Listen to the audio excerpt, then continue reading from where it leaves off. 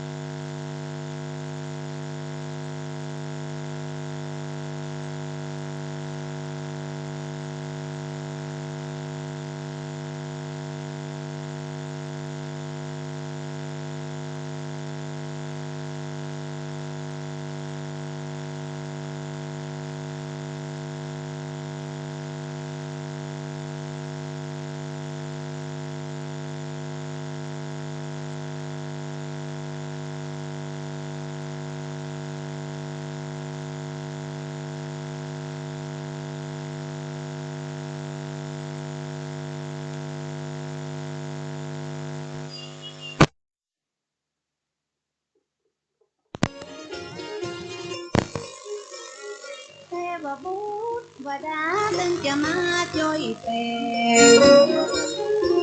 ห้องใจห้องแห้งช่วยกันคิดกันสร้างแต่บ่มีงานเป็นแสนเป็นล้านช่วยกันคิดสร้างมันถึงจะใหญ่ขึ้นมา1 2 3 4 1 2 3 4 5 ได้ปฐมมาเลิก6 7 8 9 ที่เจ้า 1 2 3 4 5 6 7 8 9 0 ทดสอบเทสประมาณนี้เนาะ1 2 3 4 5 6 7 8 9 0ทดสอบเทสลูกศิษย์ลูกโยมคอยตามครูบาเจ้าฟันบากหากทางคนที่แดงต้องขออนุญาตทดสอบเสียงก่อนตัดเป็นไม่น้อยเทส1 2 3 4 5 6 7 8 9 0ทดสอบเทสมวยโคบกมายกแผ่นดินแข็งปันเขตปันแดนคนละเล็กละน้อยปันตาปันหอยมัดขึ้นดอยมุ่นจริงช่วยกันทุกทางบะหินบะพาถ้าเลิศตกมาไทยตึงบะใจตึงผัวตึงเมียไข้หัวนั่งถ้าเลิศตกเกี้ยวไทยตึงบะยมสักกาคนที่มาช่วยสร้างบุญช่วยกันบ่หวังเงินหวังคำปิกจองปิกบานหวังกุศลผลนำสุขบานแต่ลังและอยากเริ่มสร้างคนก็สร้างบ่หลายต้องเลี้ยงวัวเลี้ยงควายทำนาเกี่ยวข้าวเจ้าแก้วน้ำเราเป็นห่วงแต่กลัวจะเสีย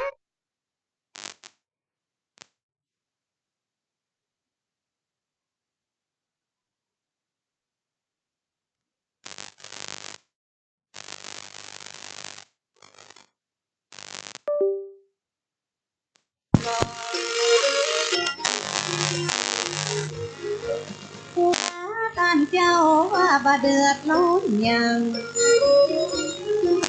บ่งานบ่ได้จะไหลมาก่อนคนจะหลั่งไหลพากันมาตัว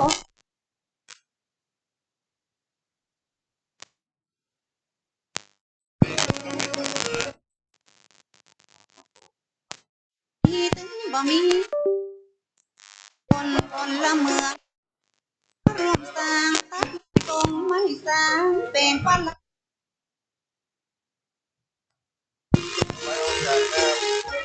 จะเลี้ยงเงี้ยวห่อ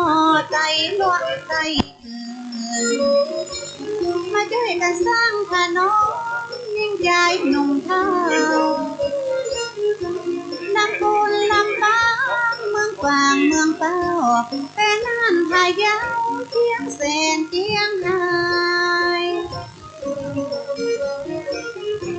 มาลองมุกเสือมาเป็นเส้นเป็นสายคนยองคนใจหลายยอดหลายบ้านด้วยกัน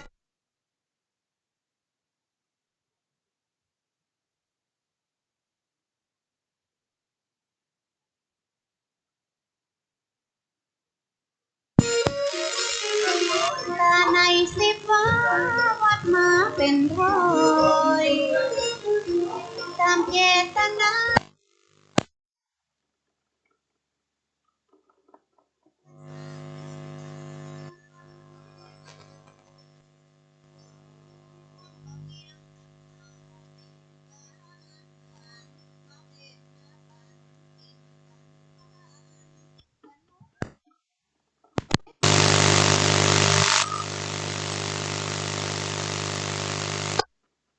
จากคนตากิโลบาผู้มาสีวิจัยบอกว่าให้ตั้งนาน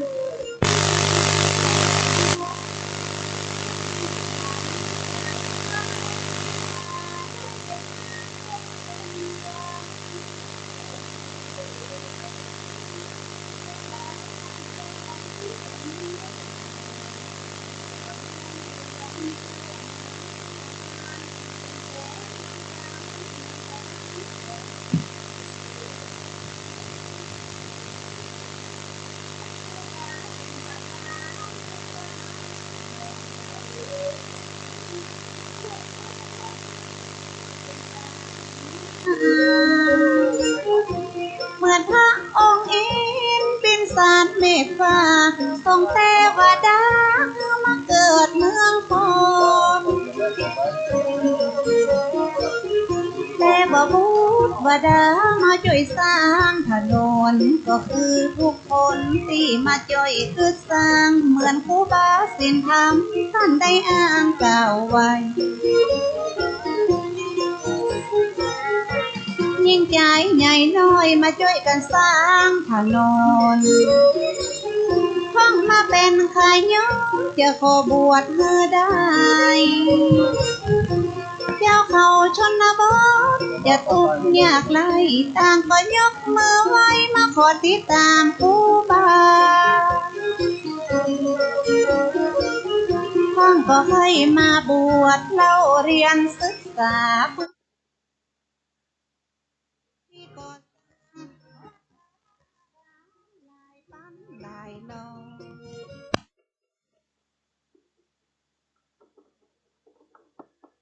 อาพี่ใช้ข่าวปีตอนดีองดีผิวบางห่างน้อยได้นำศรัทธาเป็นปั้นเป็นลอยติดตามลำอ้อยมาช่วยกันสร้างคนต่างตอนนั้นครูบาข่าวปียังเป็นนานมาช่วยครูบาสินธรรมตีตั้นคึกสร้างหลายเดือนหลายวันตึงบ่ปิดปอกว่าครูบาสร้าง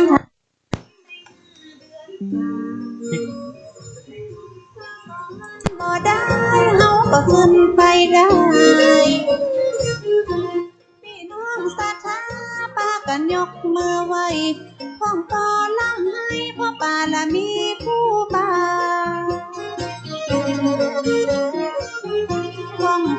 ปีติเป็นน้ำหูน้ำตา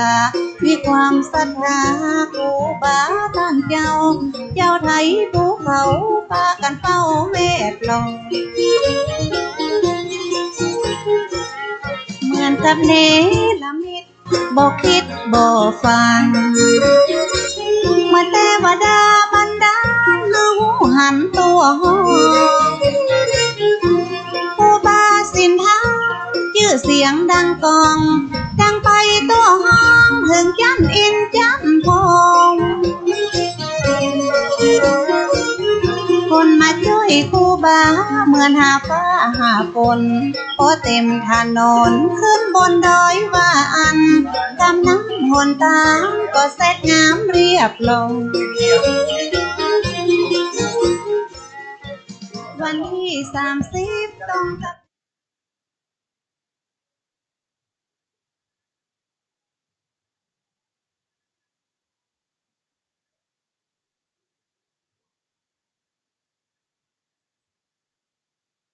เห็นน้อยมาช่วยกันทำ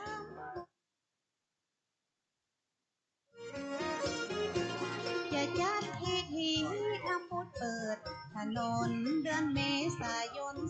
2478แม่นมันอย่าได้เปิดหนตางได้จัดงานครั้งนี้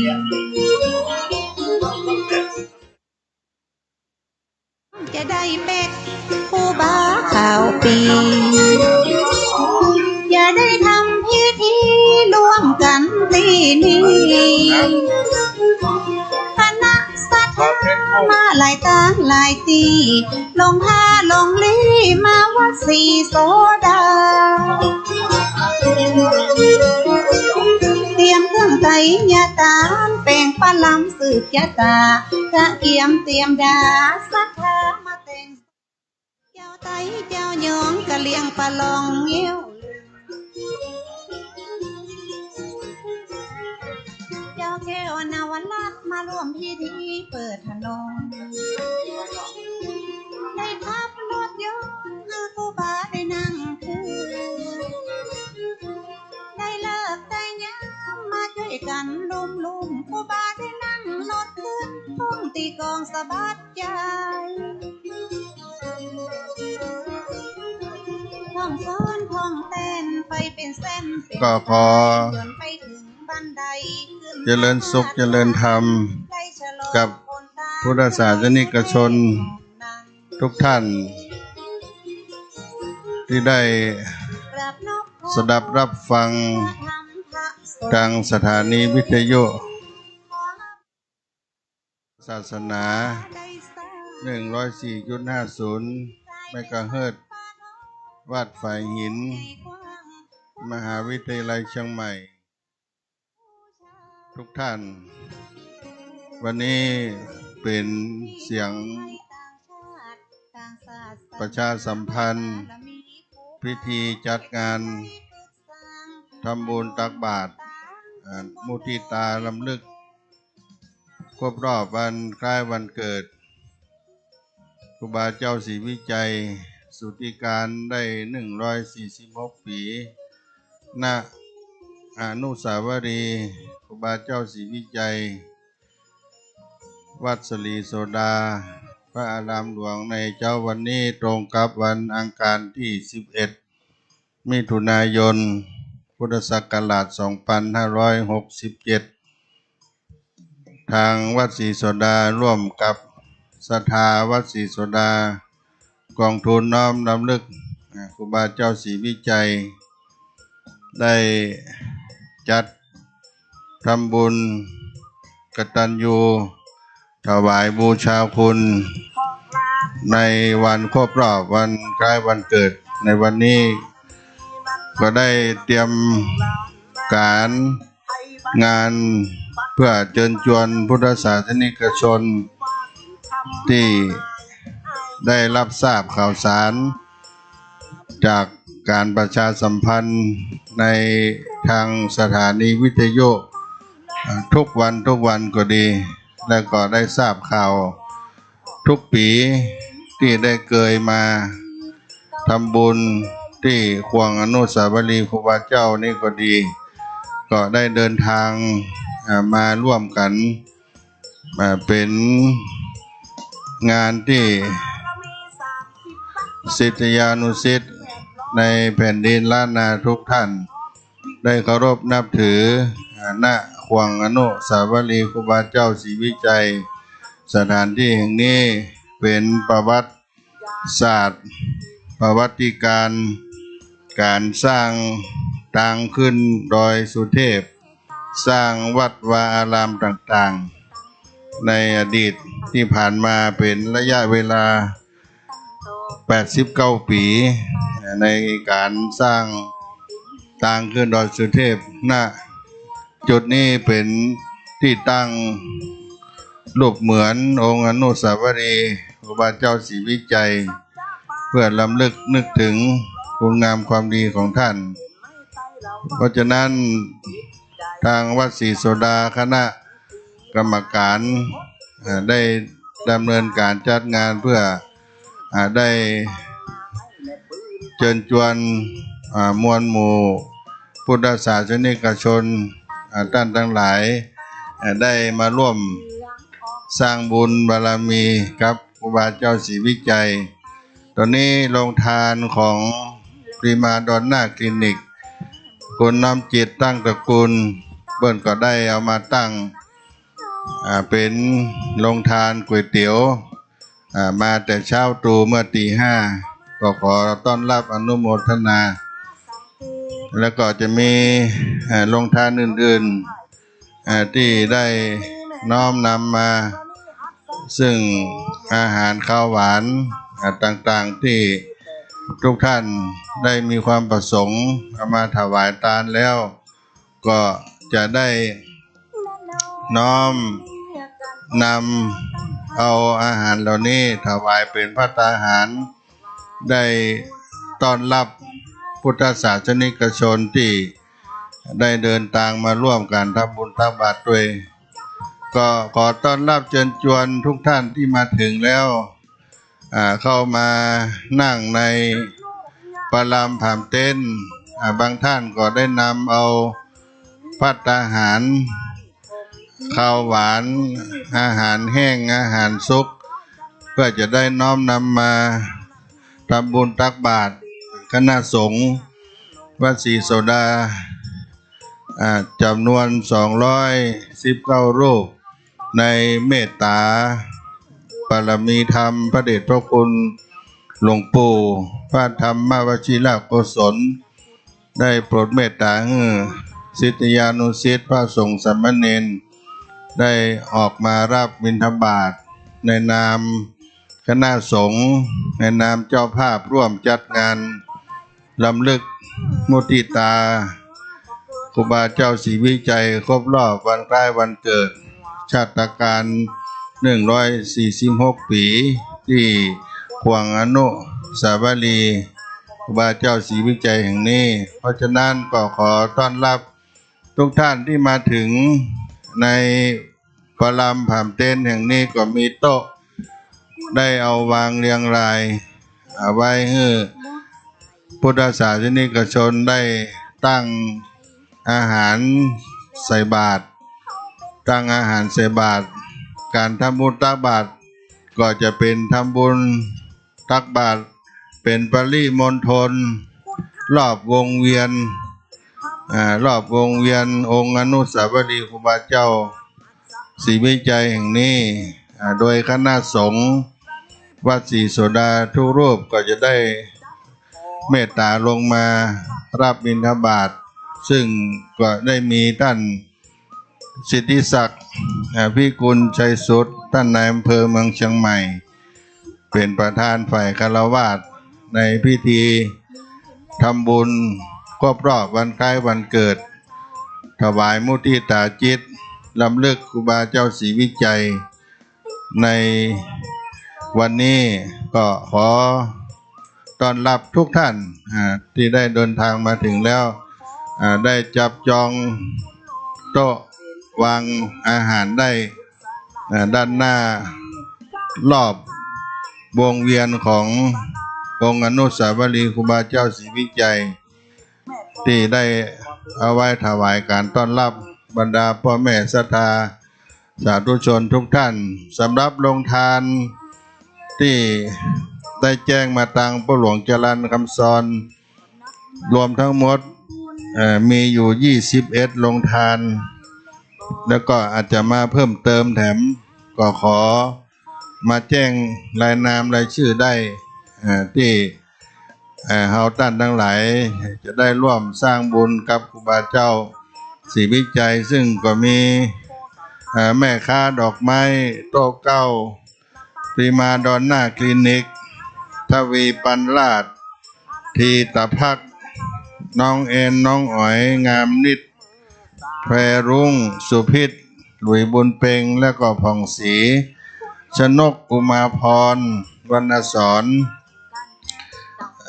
พิมพ์จ๋าอุทิยาและก็แขกแตงพร้อมด้วยครอบครัวน้องป้อมนัทนิชาลีนัทธิดาทวีพันธ์สุรเชษฐ์คนึงมหายนป่องเดือนและสมควรชัยวงศาน้องล่าไอ้กุ้งอ้นปานแม่อุ้ยเป่งเอี่ยมละอพร้อมด้วยครอบครัวอาริสาอาคาโรธพร้อมด้วยครอบครัวนงรักปู่3 เดือนนางสาวนากัญญาขวัญใจแสนนอกนี่ก็เป็นรายนามเจ้าภาพทั้งหมด21โรงทานแล้วก็มีแม่นวลดลสุขกิจจากหนองจ้อมอำเภอสันทรายเพื่อนก็มารับเป็นเจ้าภาพโรงทานน้ำดื่มพี่วราพรใจขาวและอ้ายมานิดบ้านป่า5ก็นำเอาภัตตาหารเครื่องสักการะมาสมทบได้ถวายสักการะครูบาเจ้าศรีวิจัยในเจ้าวันนี้ตัวก็ขออนุโมทนาแม่ค้าดอกไม้ทุกโต๊ะ4 ล้อแดงคิวรถน้ำตกให้แก้วศรัทธาวัดศรีโสดาบ้านน้ำตกให้แก้วทุกท่านร่วมเป็นลูกศิษย์ลูกหาครูบาเจ้าศรีวิจัยเช่นเดียวกันเพราะฉะนั้นทุกท่านเมื่อมาถึงแล้วก็ขอต้อนรับได้มานั่งพักในปรามผามเต้นอย่างนี้ก็ได้มีเก้าอี้รับรองมีโต๊ะวางอาหารใส่บาตรกับบรรดาพุทธศาสนิกชนทุกท่านทุกเจ้าเขาก็จะหันพระสงฆ์สามเณรได้ออกรับบิณฑบาตวันนี้จะเป็นพิเศษจะรับบิณฑบาตเป็นปริมณฑลรอบวงเวียนองค์อนุสาวรีย์ครูบาเจ้าศรีวิจัยณสถานที่แห่งนี้พ่อแม่พี่น้องศรัทธาสาธุชนญาติโยมทั้งหลายได้มาร่วมบุญกุศลด้วยกันเพราะฉะนั้นท่านทั้งหลายวันนี้เป็นวันครบรอบวันคล้ายวันเกิดสุติการ146 ปีครูบาเจ้าศรีวิจัยครูบาเจ้าศรีวิจัยได้กำเนิดเกิดวันอังคารที่11 มิถุนายนพุทธศักราช2421ตรงกับเดือน9เหนือออก11 ค่ำปีขานจุลศักราชได้1,240เป็นบุตรคนที่3ของพ่อควายแม่อุตสาณบ้านปางอำเภอลีจังหวัดลำพูนในเมื่อเวลาที่ได้คลอดครูบาเจ้านั้นก็มีปรากฏการณ์ธรรมชาติฟ้าร้องฝนตกแผ่นดินไหวด้วยนิมิตอันนี้พ่อควายแม่อุตสาก็ได้ตั้งนามมันเป็นมงคลว่าอินตาเฟือนหรือฟ้าห้องอันเป็นชื่อนามของท่านเจ้าครูบาศรีวิจัยในอดีตแล้วก็คนทั้งหลายก็ได้ห้องว่าอินตาเฟือนหรือฟ้าห้องเป็นชื่อนามของทารกน้อยเป็นลูกพ่อควายแม่อุตสานั้น เมื่อเยาว์วัยท่านก็ได้ช่วยการช่วยงานพ่อแม่ทำกิจกรรมตามสภาพความเป็นเด็กเยาวชนแต่ที่มีความแปลกไปจากเด็กทั่วไปก็คือท่านมีเมตตาธรรมต่อสัตว์ซึ่งก็ได้แสดงออกข้างเมื่อพ่อแม่ได้ไปหาอาหารสัตว์ป่าสัตว์น้ำเอามาขังมาเก็บไว้อินตาเฟือนก็จะมักลักนำไปปล่อยเพื่อภัยแก่ชีวิตสัตว์อยู่บ่อยครั้งนี่ก็เป็นอุปนิสัยมาแต่เด็กแล้วก็อินตาเฟือนได้เจริญวัยเติบโตขึ้นมาพ่อแม่ก็ได้นำเอาไปเป็นลูกศิษย์อาจารย์ประจำวัดบ้านปางคือครูบาคัดติญะเป็นเจ้าอาวาสวัดบ้านปางเป็นวัดประจำหมู่บ้านก็ได้ศึกษาเราเรียนอักขระภาษาล้านนาภาษาไทยล้านนาภาษาบาลีต่างๆได้ท่องสวด7 ตำนาน12 ตำนานตลอดถึงขนบธรรมเนียมประเพณีเสขียวัตรกองวัดปฏิบัติอันเป็นสมณะสามเณรเมื่ออายุได้18 ปีก็ได้เข้าสู่การบรรพชาเป็นสามเณรนามว่าสามเณรอินตาเฟือนหรือฟ้าห้องเมื่อได้บรรพชาเป็นสามเณรแล้วก็ได้ถือข้อวัดปฏิบัติเป็นที่เรียบร้อยงดงามด้วยศีลาจารวัตรเคร่งครัดในธรรมเนียมปฏิบัติมาตลอดและก็งดเว้นการฉันภัตตาหารที่เจือปนไปด้วยสิ่งที่มีชีวิตทั้งปวงได้ศึกษาค้นคว้าเพิ่มเติมในคัมภีร์ในต่างพระพุทธศาสนาพระไตรปิฎกอัตถกถาจารึกในคำสอนในทางพระพุทธศาสนาจนสามเณรอินตาเฟือนได้อายุครบ20 ปีบริบูรณ์ย่างเข้า21 ปีถูกต้องตามคุณสมบัติที่จะได้อุปสมบทเป็นพระภิกษุก็จึงได้รับการอนุญาตให้ได้อุปสมบทณพัทธสีมาวัดบ้านห้องหลวงอำเภอบ้านห้องจังหวัดลำพูนโดยมีครูบาสุมาณะเป็นเจ้าคณะหมวดเป็นพระอุปัชฌาย์ได้รับฉายาบัตรว่าสิริวิชโยชาวบ้านทั้งหลายก็เรียกทับศัพท์ในฉายาบัตรของท่านว่าพระศรีวิจัยหรือทุเจ้าศรีวิจัยได้ศึกษาปฏิบัติตามหลักวินัยโดยดีมาตลอดและก็ได้เดินทางไปศึกษาศีลธรรมกรรมฐานสำนักวัดทาดอยแต่อำเภอแม่ทาจังหวัดลำพูนกับครูบาอุปราชเถรซึ่งได้สืบยาสายพระนักปฏิบัติอรัญญวาสีตั้งแต่มหายนะกัมพีระเถรมหาสวามีมาแต่โบราณท่านก็ศึกษาไตรสิกขาวิชาในคัมภีร์3 อย่างว่าด้วยศีลสิกขาคัมภีร์ว่าด้วยจิตตสิกขาและปัญญาสิกขาเมื่อพระสุศรีวิจัยหรือทุเจ้าศรีวิจัยได้ศึกษาปฏิบัติจนสิ้นภารกิจอันเป็นประโยชน์ส่วนตัวแล้วก็จึงได้อุทิศตนบำเพ็ญศาสนกิจเพื่อประโยชน์ส่วนใหญ่ด้วยที่ท่านได้ดำเนินชีวิตอยู่ในศีลธรรมกรรมฐานก็จึงได้นามจากสาธุชนทั้งหลายว่าครูบาเจ้าศีลธรรมแถมนามหนึ่งก็จึงได้ทำงานประกาศศาสนาธรรมจาริกธรรมพัฒนาในพระพุทธศาสนาศรัทธาสาธุชนทั้งหลาย ก็มีความเลื่อมใสถึงคนพื้นราบพี่น้องเจ้าเขาขยายวงกว้างออกไปได้มีประชาชนอาราธนาท่านไปสร้างถาวรวัตถุวัดวาอารามบูรณะปฏิสังขรณ์ศาสนสถานทั่วแว่นแคว้นล้านนาครูบาศรีวิจัยหรือครูบาสินธรรม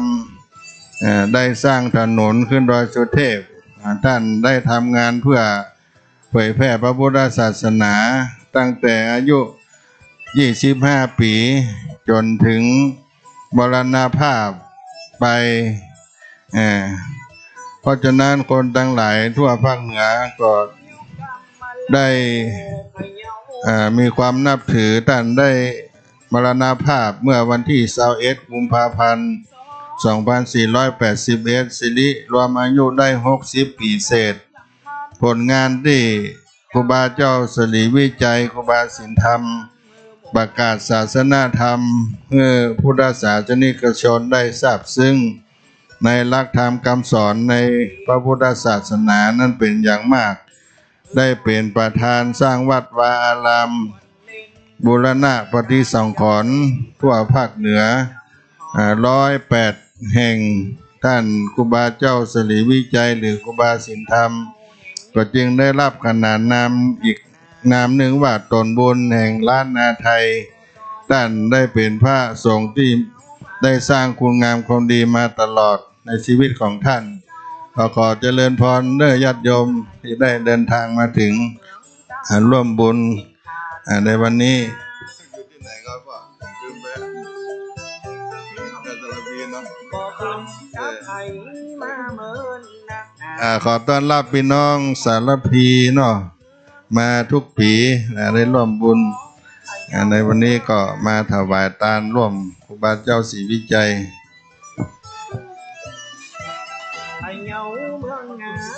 วันตัดกันเนาะปีนี้นะ71เนาะมาครบรอบ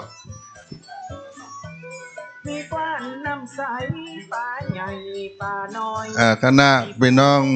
ใจสถานสารพีอำเภอสารพีจังหวัดเชียงใหม่ได้น้อมนำมาร่วมทำบุญถวายกับครูบาเจ้าศรีวิจัยวันนี้ก็มีแม่จันทาอัธยาบ้านนันตารามตำบลใจสถานอำเภอสารพีทำบุญครบรอบวันเกิดตรงกับครูบาเจ้าศรีวิจัยปีนี้อายุ71 ปีรับปอนเนอร์ยะถาวาลีวหาภูลาปลิภูเรนติสากลังเอวะเมวะอิโตทินังเปตานังอุปกัปปติอิชิตังปฏิตังตุมังคิปะเมวะสเมจันตุสัพเพภูเรนตุสังกปาจันโตปนะละโสยะถามณิโจติระโสบัดนี้คุณแม่จันทาทยาบ้านนันตารามตำบลใจสถานอำเภอสารพีพร้อมด้วยครอบครัวทั้งหลายในน้อมนำมาซึ่งวัตถุไตรยทานมาถวายทานเนื่องในครบรอบวันคล้ายวันเกิด11 มิถุนายนในกาลวันนี้ยามนี้และก็ได้ทำบุญอุทิศส่วนกุศลถวายเป็นทานถึงแก่ครูบาเจ้าศรีวิจัยได้แผ่บุญไปถึงพ่อเกิดแม่เกิดเจ้ากรรมนายเวรก็ขอพระละนาบุญกุศลทั้งหลายมวลฝูงนี้ไปจูจอดหลอดถึงพ่อเกิดแม่เกิดเจ้ากรรมนายเวรได้รับพระตาอนุโมทนาส่วนบุญอันได้มาเฮือเป็นทานในโอกาสครบรอบวันเกิดในทีฆากาละวันนี้ยามนี้ก็ขอปุญญาบารมีแห่งครูบาเจ้าศรีวิจัยได้ปกปักรักษาคือได้มีอายุมั่นยืนยาวได้กำจูดูแลยังวรพุทธศาสนาแห่งองค์สลีสัพพัญโญพระพุทธเจ้าไปตราบเสียงจีรการยืนยาวนานนักนั้นจงจังมีใจยะทุภาวังใจยะมังกลังใจยะมหาลาภังใจยะโสธีภวันตุโวสปิติโยวิวัชชันโตสัพพะโลโกวินาศตุมาเตภวัตวันตรายโยสุขีติขายุโกภวะพิวาทนะสีเลสานิจังพุทธาปัจจายโนจัตตารโอธรรมาวัฏันติอายุวันโนสุขังภาลัง นโมทนาสาธุอยู่บ้านยืนยาวในร้อยสาวขอบเข้าวสารเนอ มีเก้าอำเภอมาเสนอเก้า แม่นั่งเก้าอี้เนอมีตั้งหน้าถ้าเอาอาหารมาใส่บาตรก็มีโต๊ะเอาไว้ต้อนรับตั้งหน้ากับพ่อแม่ศรัทธาทั้งหลายด้วยได้มาจากบ้านนันตารามใจสถานอำเภอสารปีได้มาร่วมบุญด้วยกันในวันนี้วันนี้ก็มีหลายๆท่านที่เกิดในวันที่11มิถุนายนนี่ก็ปีเดียวกันก็แม่ตะกี้เนาะ71ได้ร่วมบุญกุศลกับครูบาเจ้า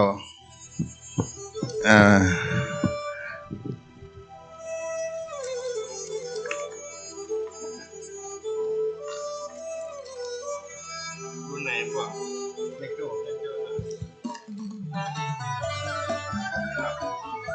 เอาพร้อมด้วยกันนี่เนาะวันเกิดเหมือนกันเนาะโอ้วันนี้เกิดตัดวันเดียวกันหลายท่านเนาะพี่น้องจากแม่โจ้สันทรายพ่ออุดมศักดิ์ขุนคงมีได้ร่วมทำบุญในวันเกิดในวันนี้จะจวนไปเหวเมืองนั้นนามเก่าก่อนนั้นวันนั้นทาบุรีพ่อทรงบทจุฬาจงเนาะจากจังหวัดลำพูนอำเภอหยังอำเภอเมืองเนาะยะถาวาลีวหาภูราปริปุเรนติสาคลังเอวะเมวะอิโตตินังเปตานังอุปกัปปติอิชิตังมัติตังตุมหังคิปะเมวะสเมจันตุสเปปุเรนตุสังกปาจันโตปนะละโสยะถา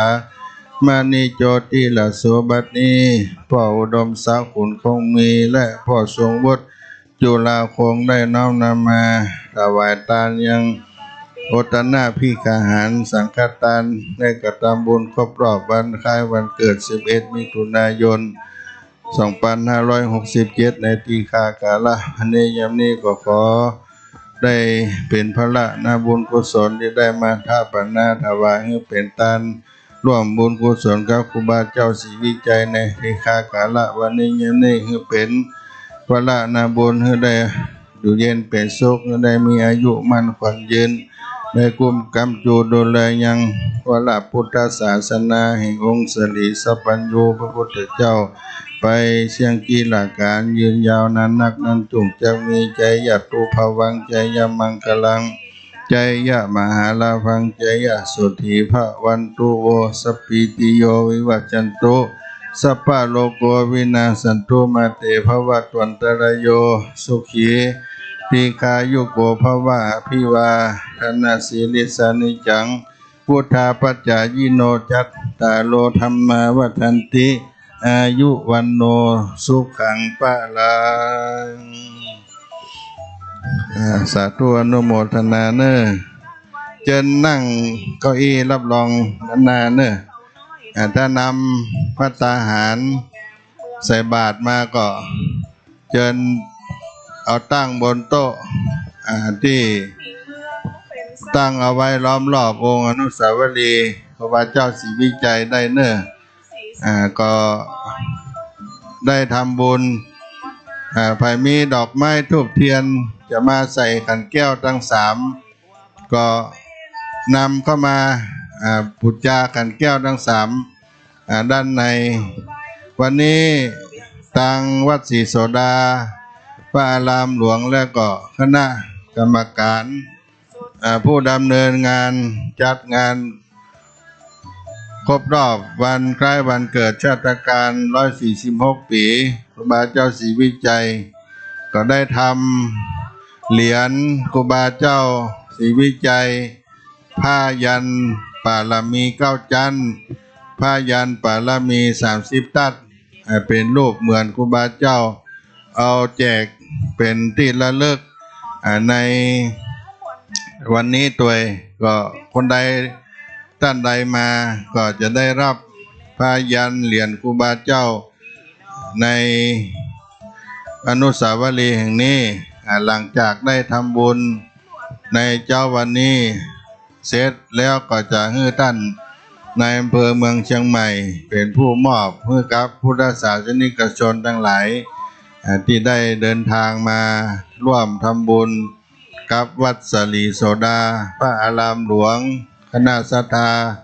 วัดศรีโสดากองทุนน้อมรำลึกครูบาเจ้าศรีวิจัยในวันนี้ด้วยก็ขอต้อนรับทุกท่านลงทานที่ได้นำเอาอาหารข้าวหวานมาก็เชิญเข้าประจำประลำผ่ามเต็นท์ซึ่งได้เอาตั้งเต็นท์ไว้ต้อนรับบรรดาพุทธศาสนิกชนทั้งหลายที่ด้านหน้าของชมรมแม่ค้าดอกไม้ประจำครูบาเจ้าศรีวิจัยโรงทานแรกนั้นก็เป็นของคุณน้อมจิตตั้งตระกูลพิมาดอนนาคลินิกโรงทานประจำวัดศรีโสดาพระอารามหลวงเอามาตั้งก๋วยเตี๋ยวด้านหน้ามุมตรงกับอนุสาวรีย์ครูบาเจ้าได้มาตั้งแต่ตี 5แล้วก็อนุโมทนากับทุกโรงทานที่ได้ประกาศชื่อนามไปก็ได้พูดถึงท่านเจ้าครูบาศรีวิจัยได้สร้างได้พัฒนาวัดวารามต่างๆนับ108 กว่าวัดที่ได้อยู่ในแหว่นแคว้นล้านนาท่านก็ได้เป็นบุคคลที่พุทธศาสนิกชนให้ความเคารพนับถือได้เป็นตนบุญล้านนาไทยที่สถิตอยู่ในจิตในใจของเจ้าพุทธศาสนิกชนเฮามาโดยตลอดถึงแม้จะมีคดีอธิกรณ์ต่างๆท่านก็ชนะด้วยความบริสุทธิ์ด้วยศีลธรรมที่ท่านได้ประพฤติปฏิบัติได้พิสูจน์ความบริสุทธิ์พุทธพองของท่านครูบาเจ้าศรีวิจัยก็ชนะในสิ่งทั้งหลายเหล่านี้ด้วยอำนาจศีลธรรมก็ย่อมชนะอาธรรมในการทุกเมื่อท่านครูบาเจ้าศรีวิจัยได้ถือกำเนิดเกิดวันอังคารที่11 มิถุนายน 2421ได้มรณภาพวันที่21 กุมภาพันธ์ 2481ดำรงชีวิตความเป็นฆราวาสได้18 ปีได้บรรพชาอุปสมบทเป็นพระภิกษุในพระพุทธศาสนารวมได้42 ปีได้ทำหน้าที่สมบูรณ์ได้เป็นพระธรรมจาริกรูปแรกในแหว่นแคว้นล้านนาแห่งนี้ได้เป็นต้นแบบต้นอย่างของการจาริกธรรมของพระภิกษุสงฆ์สามเณรเจ้าทั้งหลายเพื่อเป็นประโยชน์สุขพระโหชนะหิตายะพระโหชนะสุขายะเป็นประโยชน์เพื่อความสุขอนุเคราะห์แก่ชนทั้งหลายได้นำหลักธรรมได้ไปปฏิบัติในด้านศีลธรรมกรรมฐานการเจริญจิตตภาวนานำศรัทธาประชาชนได้พัฒนาบูรณะวัดวาอารามศาสนสถานถนนหนทางในสาธารณสงเคราะห์แก่คนทุกข์คนยากพระภิกษุสามเณรทั้งหลายเคารพศรัทธาในท่านเจ้าครูบาศรีวิจัยก็เป็นตนบุญที่ได้สถิตอยู่ในจิตใจของพุทธศาสนิกชนเป็นเจ้าตนบุญของแผ่นดินล้านนาได้สถิตสถาพรมาตราบจนถึงทุกวันนี้เพราะฉะนั้นวันนี้ก็เป็นวันที่เฮาท่านทั้งหลายได้มาน้อมรำลึกนึกถึง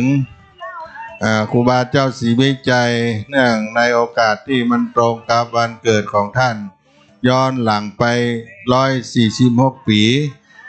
ก็ได้เวียนมาบรรจบครบรอบแห่งครั้งหนึ่งณขวางอนุสาวรีย์ครูบาเจ้าศรีวิจัยก็น้อมเชิญทุกท่านที่ได้นำภัตตาหารต่างๆนานาที่จะมาใส่บาตรกับคณะสงฆ์ที่จะได้เดินทางมาจากวัดศรีโสดาพระอารามหลวง ออกรับบิณฑบาตซึ่งเราจะได้รอญาติโยมเข้ามาร่วมกันและมีท่านนายอำเภอเมืองเชียงใหม่เป็นประธานตอนนี้ก็พี่ศรีนินปัญญาบ้านป่าห้าได้มาใส่ขันดอกตามประเพณีอริยะประเพณีล้านนาปูจาขันดอกขันแก้วทั้งสามได้เข้ามาร่วมทุกปีก็อนุโมทนาเนอะทุกท่านที่ได้มาแล้วนะได้มาถึงก็เอาอาหารมาตั้งที่โต๊ะเรียงรายกันไว้เราจะทำบุญตักบาตรเป็นวงเวียนล้อมรอบองค์อนุสาวรีย์ครูบาเจ้าศรีวิจัยเป็นบริมณฑลสถานที่แห่งนี้ให้พ่อแม่พี่น้องได้ตั้งภัตตาหารใส่บาตรด้านหน้าก็อนุโมทนาทุกท่านหน่วยงานราชการพ่อค้าประชาชนคหบดีผู้ใจบุญทั้งหลายที่ได้มาร่วมบุญกุศลในเจ้าวันนี้ก็ขอต้อนรับเข้ามาในปรามผามเต้นก็มีเก้าอี้รับรองได้นั่งตามอัธยาศัยกำหนดการนั้นเวลา6:19 นาทีโดยประมาณก็จะมีการถวายสักการะบูชาอนุสาวรีย์ครูบาเจ้าศรีวิจัยก็จะต่อด้วยการทำบุญตักบาตรแต่ว่าช่วงนี้ฟ้าฝนก็โปรยปลายลงมาญาติโยมอาจจะมาทยอยกันมาแล้วก็รอที่เพื่อนอยู่ไกลได้ตั้งจิตตั้งใจอาจจะมาร่วมทำบุญทานแก่ครูบาเจ้าศรีวิจัยในวันครบรอบวันคล้ายวันเกิดในวันนี้ก็ขอต้อนรับญาติโยมพุทธศาสนิกชนเราท่านทั้งหลายที่ได้เดินทางมาถึงแล้วบางท่านก็นำลงทานมาก็เอาตั้งไว้ในเต็นท์ลงทานได้เลยเนอะเต็นท์ลงทานก็เอาไว้ต้อนรับพี่น้องศรัทธาญาติโยมทั้งหลายที่เดินทางมาถึงควงอนุสาวรีย์ครูบาเจ้าในนามของพระเดชพระคุณพระธรรมวชิรโกศลหลวงปู่เจ้าวาดวัดศรีโสดาพระอารามหลวงคณะสงฆ์วัดศรีโสดาทุกรูปที่ได้ร่วมด้วยช่วยกันเป็นเจ้าภาพต้อนรับบรรดาพ่อแม่ศรัทธาสาธุชนที่ได้เดินทางมาร่วมเป็นบุญญาเขตแห่งการฮือทานวันนี้เราได้อาราธนาพระมหาเถระเจ้าอาวาสในตำบลสุเทพทุกรูปได้มาโปรดเมตตาสวดพระพุทธมนต์สมโภชองค์อนุสาวรีย์ครูบาเจ้าศรีวิจัยตัวเพราะฉะนั้นพระเดชพระคุณหลวงปู่พระธรรมวชิรโกศลก็ได้มอบหมายพระภิกษุสามเณรเจ้าได้ออกรับบิณฑบาตในเบื้องต้นของเจ้าวันนี้ก็ต้อนรับญาติโยมไปหลังจากที่หลายๆท่านกำลังเดินทางมาในด้านหน้าก็มีโรงทานน้ำดื่มเป็นโรงทานประจำทุกวัน24 ชั่วโมงก็มีศรัทธาญาติโยมเอาน้ำดื่มมาถวายทานเอามาแช่เย็นเอาไว้ช่วงกลางวันนี้ก็ได้บริการท่านสาธุชนที่เดินทางมากราบไหว้องค์อนุสาวรีย์ครูบาเจ้าศรีวิจัยได้รับประทานน้ำเย็นๆหายร้อนเพราะฉะนั้นก็เป็นโรงทานประจำควงอนุสาวรีย์ครูบาเจ้าศรีวิจัยแห่งนี้ญาติโยมทั้งหลายที่ได้น้อมนำเอาโรงทานมาเพิ่มเติมก็มาแจ้งชื่อนามได้เนอะที่เราอาจจะได้ร่วมกัน มี20 กว่าโรงทานพี่วราพรใจขาวอันนิดเนาะบ้านป่าห้าก็นำเอาเครื่องสักการะมาร่วมบุญด้วยกันแม่หลวงแสงล่าคำซ้อนถวาย150ถ้า2 ขวดก็เป็น300เนาะ ไม่เลี้ยงจันว่าจะได้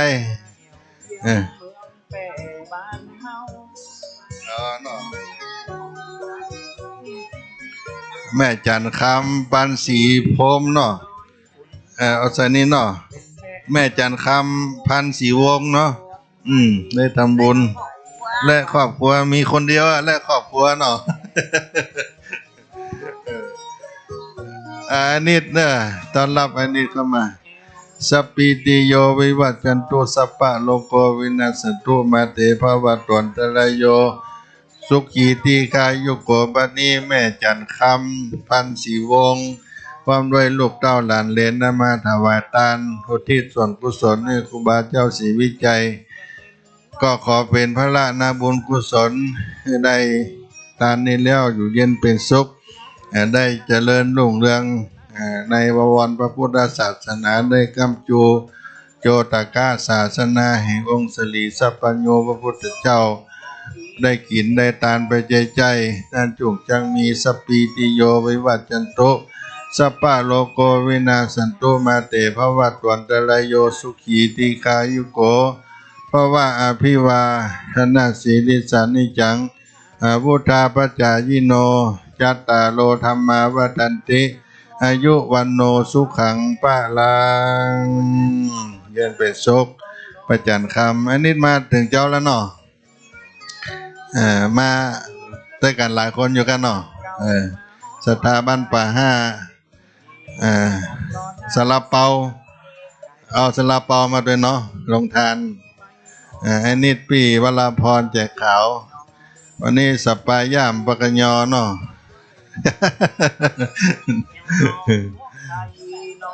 แม่นละลูกหลานครูบาได้บัลละเสียหีดหอยอดีตกินตาลพี่น้องมันป่าห้าเนาะอนุโมทนาเนอะเอาอันอาหารมาก่อมาบางโต๊ะเนอะอันนี้พี่น้องตั้งใดเนาะสารปีโอ้มากันนักวันนี้อำเภอสารปีนี่มาหลายเข้ามาใกล้ๆเนอะมาร่วมมือมาจากอำเภอสารปีบ้านหยังต้าวังตาลเนาะวันเกิดไผอันเจ้าเนาะน้ำหยาดมาเฮ้อเนอะน้ำหยาด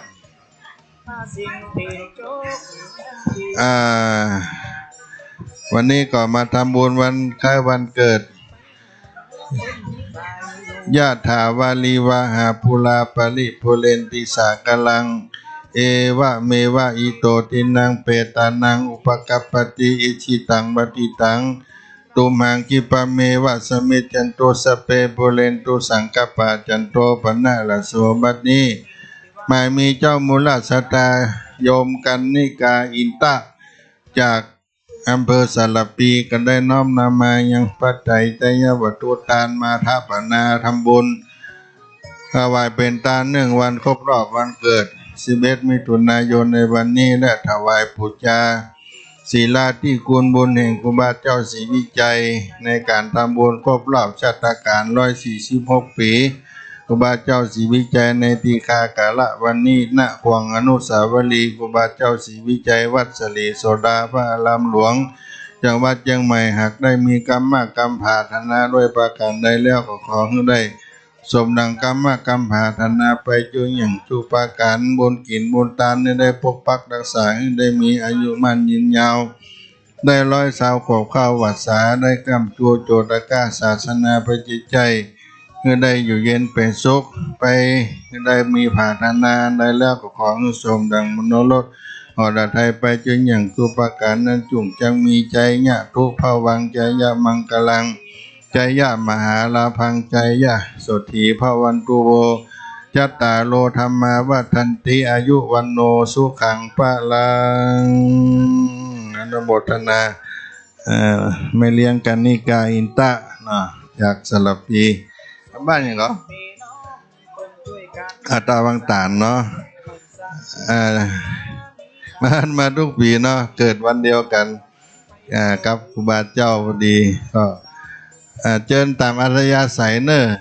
วันนี้ญาติโยมกำลังทยอยกันมา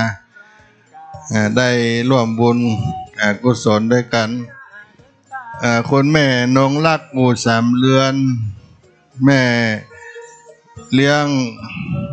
สลากรัฐบาลได้ร่วมเป็นเจ้าภาพลงทานด้วยเชิญชวนญาติโยมพุทธศาสนิกชนทุกท่านที่ได้เดินทางมาถึงขวงอนุสาวรีย์ครูบาเจ้าแล้ววันนี้ก็เป็นพิเศษเขาจะทำบุญใส่บาตรพระภิกษุสามเณรวัด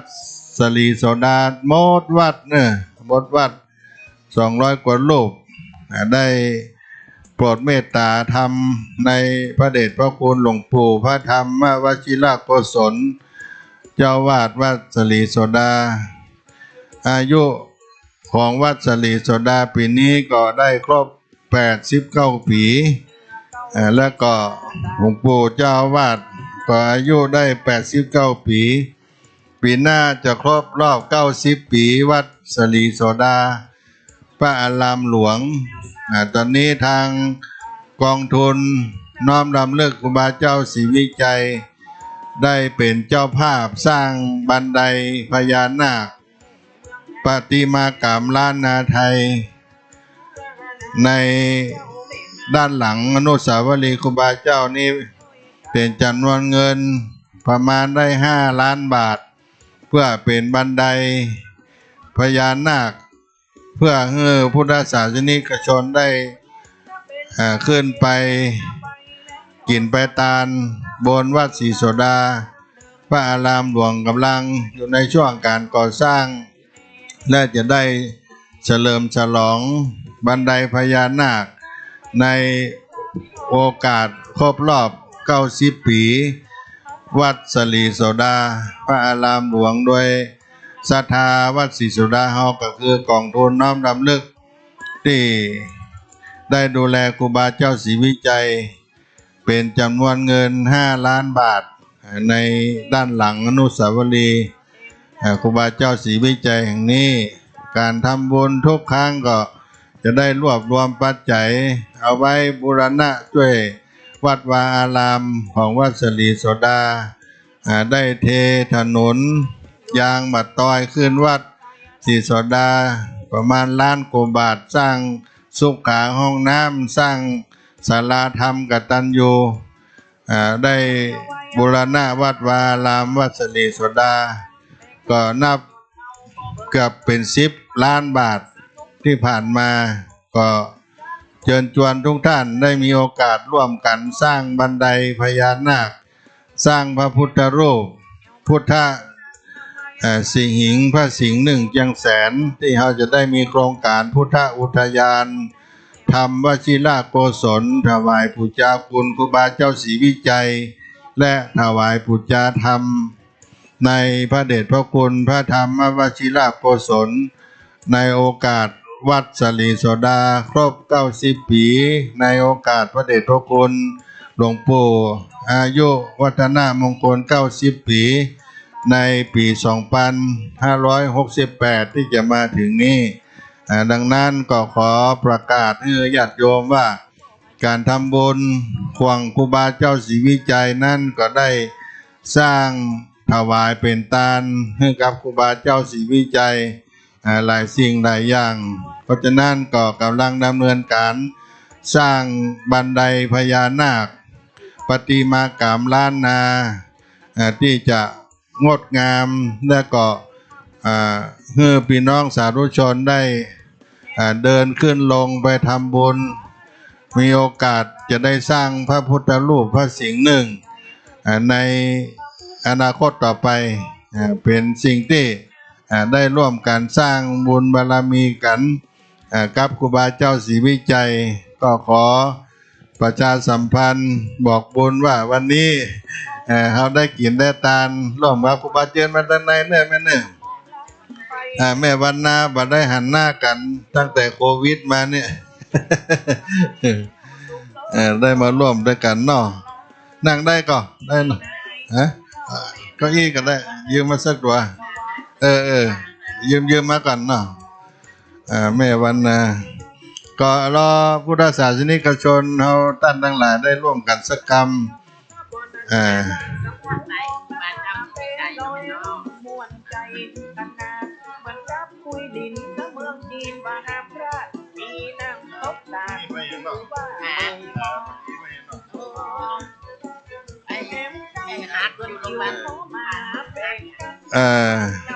พ่อธนัทแม่วรรณาดวงทิพย์นะพร้อมด้วยครอบครัวได้ร่วมทำบุญยะถาวาลีวาหาปุราปริปุเรนติสาคลังเอวะเมวะอิโตทินังเปตานังอุปกัปปติอิชิตังปฏิตังตุมหังคิปะเมวะสเมจันตุสเปปุเรนตุสังกปาจันโตปนาลโสยะถามณิโจติลโสภวะสปิติโยหิวะจันโตสัพพะโลโกวินาสันตุมาเตภวะตนตรายโยสุขีติคายุโกกัมมะกัมภาธนาแห่งพ่อธนัทแม่วรรณาดวงทิพย์โดยครอบครัวได้ทำบุญให้แล้วขอให้ได้สมดังกำมุ่งมั่นปรารถนาไปจุอย่างจูปการนั้นจุงจังมีจัตตาโลธรรมาวตันติอายุวันโนสุขังปะลังอีกก็อยู่ไหนก็ลืมไปฮะ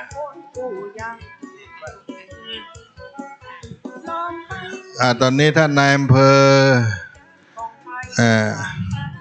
ได้เดินทางมาถึงแล้วนะครับท่านนายอำเภอสิทธิศักดิ์อภิกุลใจสุดท่านได้เดินทางมาถึงเดี๋ยวกันเนาะต้อนรับท่านนายอำเภอเมืองเชียงใหม่เดี๋ยวกันได้นั่งนี่ก่อนก็ได้นั่งนี่ก่อนก็ได้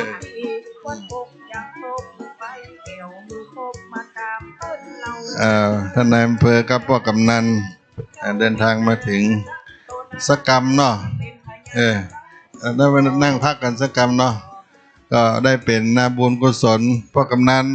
มาด้วยเนาะได้ร่วมบุญแม่วรรณาตะกอนก็คล่องแคล่วประเดียวขาบดีไปละเอาตะก้าเนอะตะก้าพักผ่อนกันตั้งร่วมกันเนาะท่านนายอำเภอได้มาถึงแล้วสักกรรมถ้าได้เลิกได้ยามผู้หลวงมาบอกเนอะผู้หลวงจรัญคำสอนตอนนี้ญาติโยมกำลังทยอยกันเข้ามาอยู่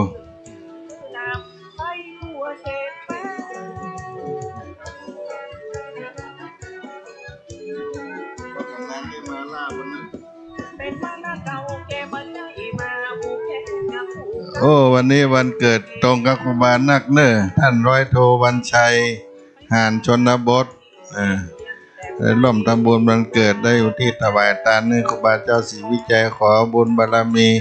ครูบาเจ้าได้ปกปักรักษาได้มีอายุมั่นขวัญยืนได้ค้ำชูดูแลพระพุทธศาสนาไปตราบนานเท่านานเนอ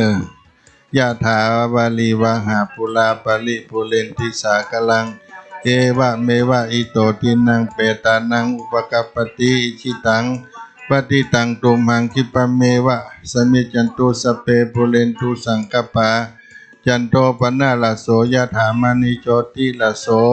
ภวะอภิวาทนาสิลิสานิจังวุธาปัจจายโนจัตตาโลธรรมาวตันเตอายุวันโนสุขังปะลัง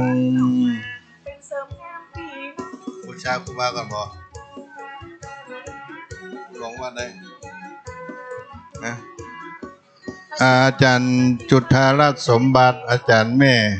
ญาติโยมประจำวัดศรีโสดาขอต้อนรับเจริญพรเนอะ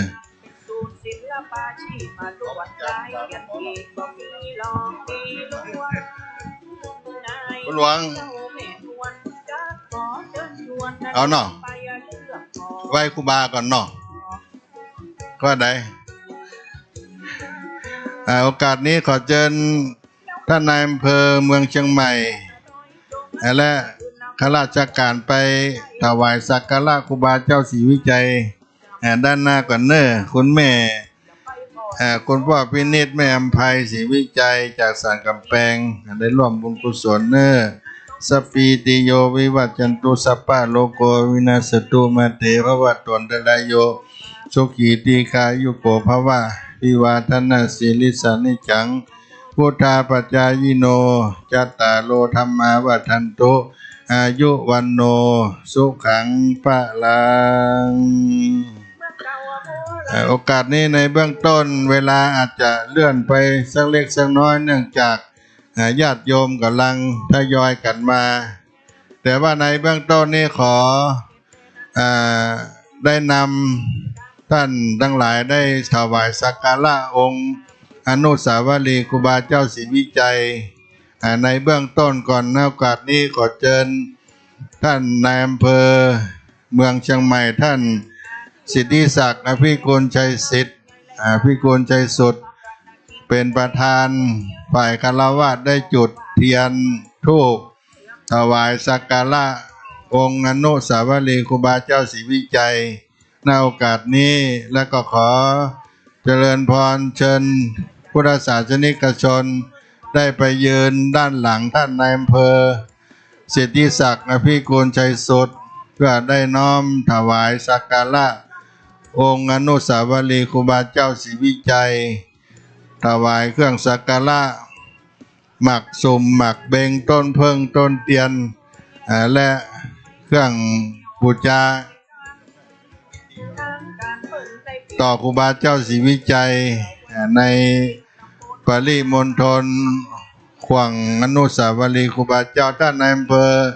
จะได้ถวายผ้าไตรเครื่องสักการะต่อครูบาเจ้าศรีวิจัยเชิญทุกท่านได้ประนมมือแล้วหันหน้าไปทางองค์อนุสาวรีย์ครูบาเจ้าศรีวิจัยตั้งนะโม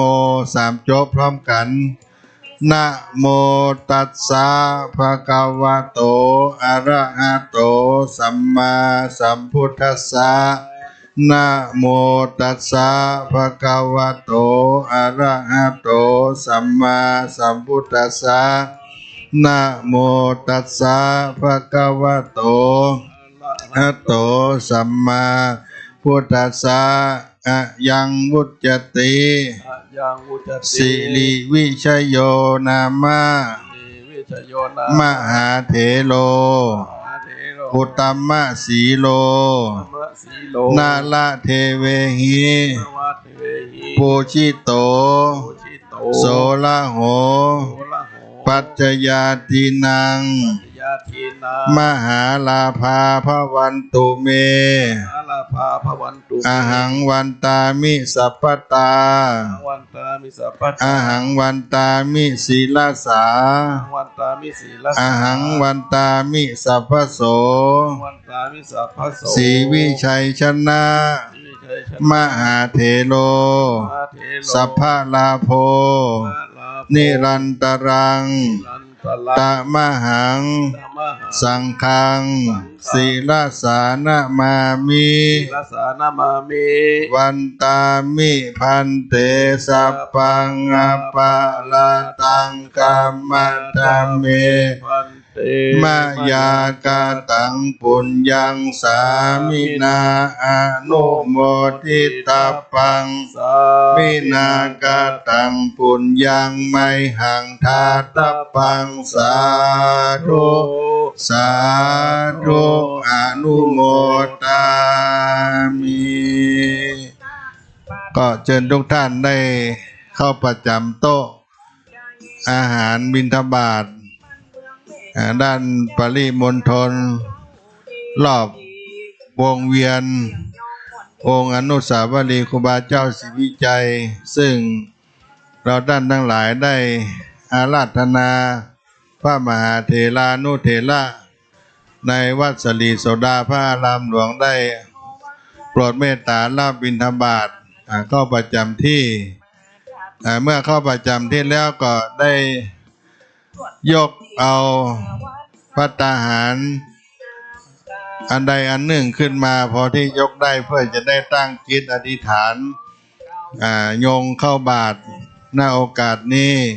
มีท่านนายอำเภอเป็นต้นเป็นประธาน นะโมตัสสะภะคะวะโตอะระโตสัมมาสัมพุทธัสสะนะโมตัสสะภะคะวะโตอะระหะโตสัมมาสัมพุทธัสสะนะโมตัสสะภะคะวะโตอะระโตสัมมาสัมพุทธัสสะสาธุโอกัสสะสาธุโอกาสะโอทนา โอทานา ปินดิปัตตัง นิปตัง ตานัง ทานัง นิปานา นิปานา ปัจจโย ปัจจโย โหตุโนนิจัง ตุโนนิจจัง สาธุโอกัสสะ สาธุโอกาสะ โอทนา โอทานา ปินดิปัตตัง นิปตัง ตานัง ทานัง นิปานา นิปานา ปัจจโย ปัจจโย โหตุโนนิจัง ตุโนนิจจัง สาธุโอกาสสะ สาธุโอกาสะ โอทนา โอทนา ปินดิปัตตัง นิปตัง ตานัง ทานัง นิปานา นิปานา ปัจจโย ปัจจโย โหตุโนนิจัง ตุโนนิจจัง สักกรรมหนึ่งก็จะได้อาราธนาครูบาสังฆะได้ลงมา แต่เขาตั้งจิตอธิษฐานไว้ก่อนญาติโยมที่เดินทางมาก็เข้าประจำที่โต๊ะภัตตาหารไว้รอคณะสงฆ์จากวัดศรีโสดาพระอารามหลวงที่จะได้เดินทางลงมาสักกรรมกันเนาะ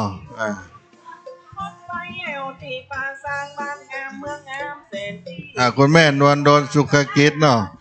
ได้มาร่วมบุญด้วยกันมีเจ้าภาพได้มาตานขันเข้านางสาวสุรางสังยิ้มพันธ์นาวากาตรีอมรเวทสังยิ้มพันธ์และนางพัทรวดีสังยิ้มพันธ์ทรงบุญกุศลได้ถวายทานไปถึงนางสาวอรดาสังยิ้มพันธ์และทำบุญวันเกิดครบรอบวันเกิดวันนี้11มิถุนายนขณะนี้พักอยู่ที่ประเทศไอร์แลนด์ได้รับส่วนกุศลด้วยกันเนอะ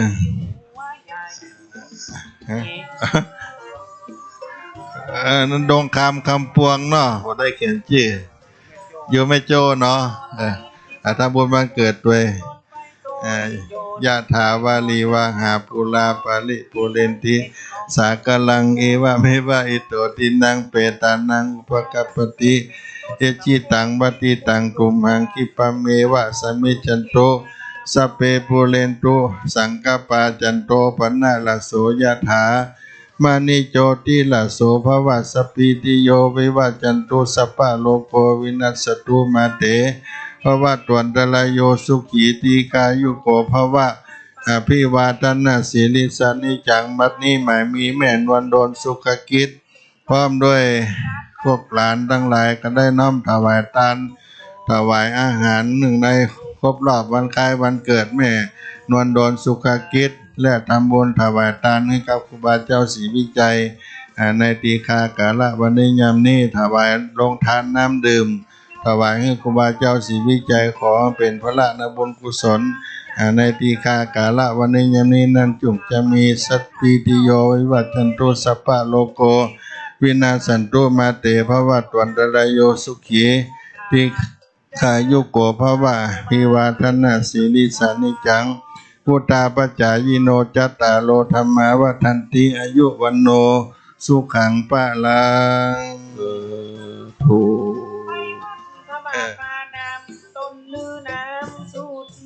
เดี๋ยวหน่อยอย่าบอกลูกทิศเอกตนดินชมวิวที่เขตน้ำตกก็หลวงไปโพสคือหักชื่อเสียงโด่งดังญาติโยมที่ได้เดินทางมาถึงก็ทยอยกันเข้ามาประจำโต๊ะตอนนี้พระสงฆ์ได้โปรดเมตตามาถึงแล้วขอทุกท่านได้ตั้งจิตอธิษฐาน ได้ใส่บาตรซึ่งมีท่านอภิสันติติศักดิ์อภิกุลชัยโสตท่านนายอำเภอเมืองเชียงใหม่ได้เป็นเป็นประธานฝ่ายฆราวาสได้ทำบุญใส่บาตรในวันนี้ก็ขอเชิญทุกท่านเข้าประจำโต๊ะภัตตาหารใส่บาตรพร้อมที่จะได้อธิษฐานในโอกาสครบรอบวันเกิดของท่านครูบาเจ้าศรีวิจัยก็ขอกราบอาราธนาพระมหาเถรานุเถระที่ได้โปรดเมตตารับบิณฑบาตได้โปรดเมตตาศรัทธาประชาชนได้ใส่บาตรหน้าโอกาสนี้ก็ขออาราธนาทุกรูปนะครับจะได้เลี้ยงหลวงดีมากที่สนับน้อยตั้งแต่กำปุนยาบตรวจไปไม่ขาดเลยเรียงชื่อเสียงตั้งกายหรือยองรวมกันมากมีสื่อประเวณีเราก่อนสลามันก็ยนผู้สากันสลามันเป็นดินไหลจะล่มนะญาติโยมทุกท่านได้ร่วมตักบาตรครับท่านนายอำเภอเมืองเชียงใหม่เนอะได้ร่วมทำบุญตักบาตร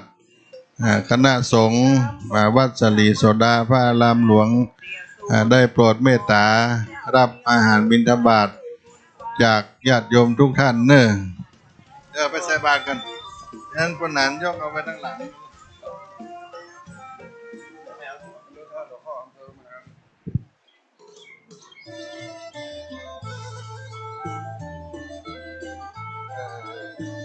แต่ว่ามันมีปัญหาเรื่อง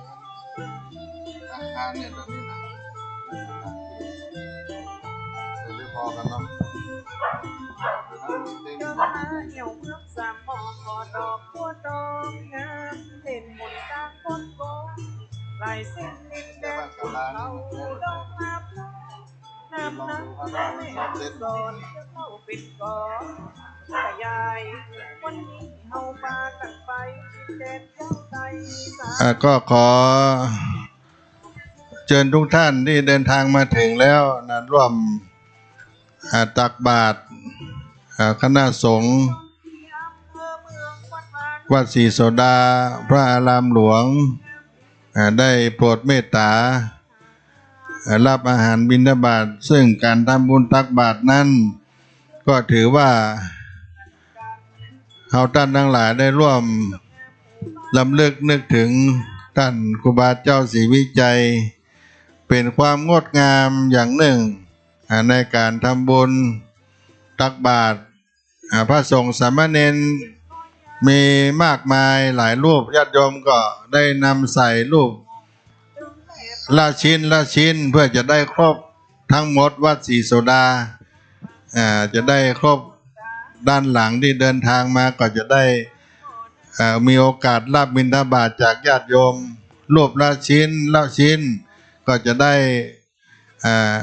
ใส่บาตรได้ครบถ้วนกับญาติโยมพุทธบริษัททั้งหลายที่ได้มาร่วมบุญวันนี้ในเมตตาบารมีธรรมพระเดชพระคุณหลวงปู่พระธรรมวชิรโกศลก็ได้ให้โอกาสญาติโยมได้ตักบาตรพระภิกษุสามเณรทั้งหมดวัดของวัดศรีโสดาเดินทางลงมาเพื่อได้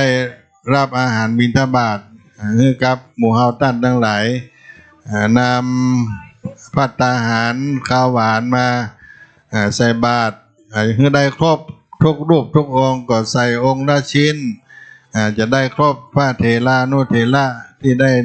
โปรดเมตตามาวันนี้เป็นในโอกาสวันเกิดของท่านครูบาเจ้าศรีวิจัยครบรอบชาติการ146 ปีสุติการของท่านเจ้าครูบาศรีวิจัยซึ่งท่านสิทธิศักดิ์อภิกุลชัยโสตท่านนายอำเภอเมืองเชียงใหม่เป็นประธานฝ่ายสงฆ์และหน่วยงานราชการพ่อกำนันสุรเชษฐ์ตาคำมาพ่อกำนันตำบลสุเทพ ตลอดถึงกลุ่มหนุ่มสาวขบวนรถด่วนของจังหวัดเชียงใหม่พ่อค้าประชาชนได้มาร่วมกันใส่บาตรในวันนี้เพื่อได้ตักบาตรให้ครบทุกรูปทุกองค์ก็ให้ใส่องค์ละ1 ชิ้น1 ชิ้นก็จะได้ครบในการตักบาตรน้อมมุทิตาลำลึกของเป็นเจ้าครูบาศรีวิจัยญาติโยมก็มีโอกาสได้ทำบุญอุทิศส่วนกุศล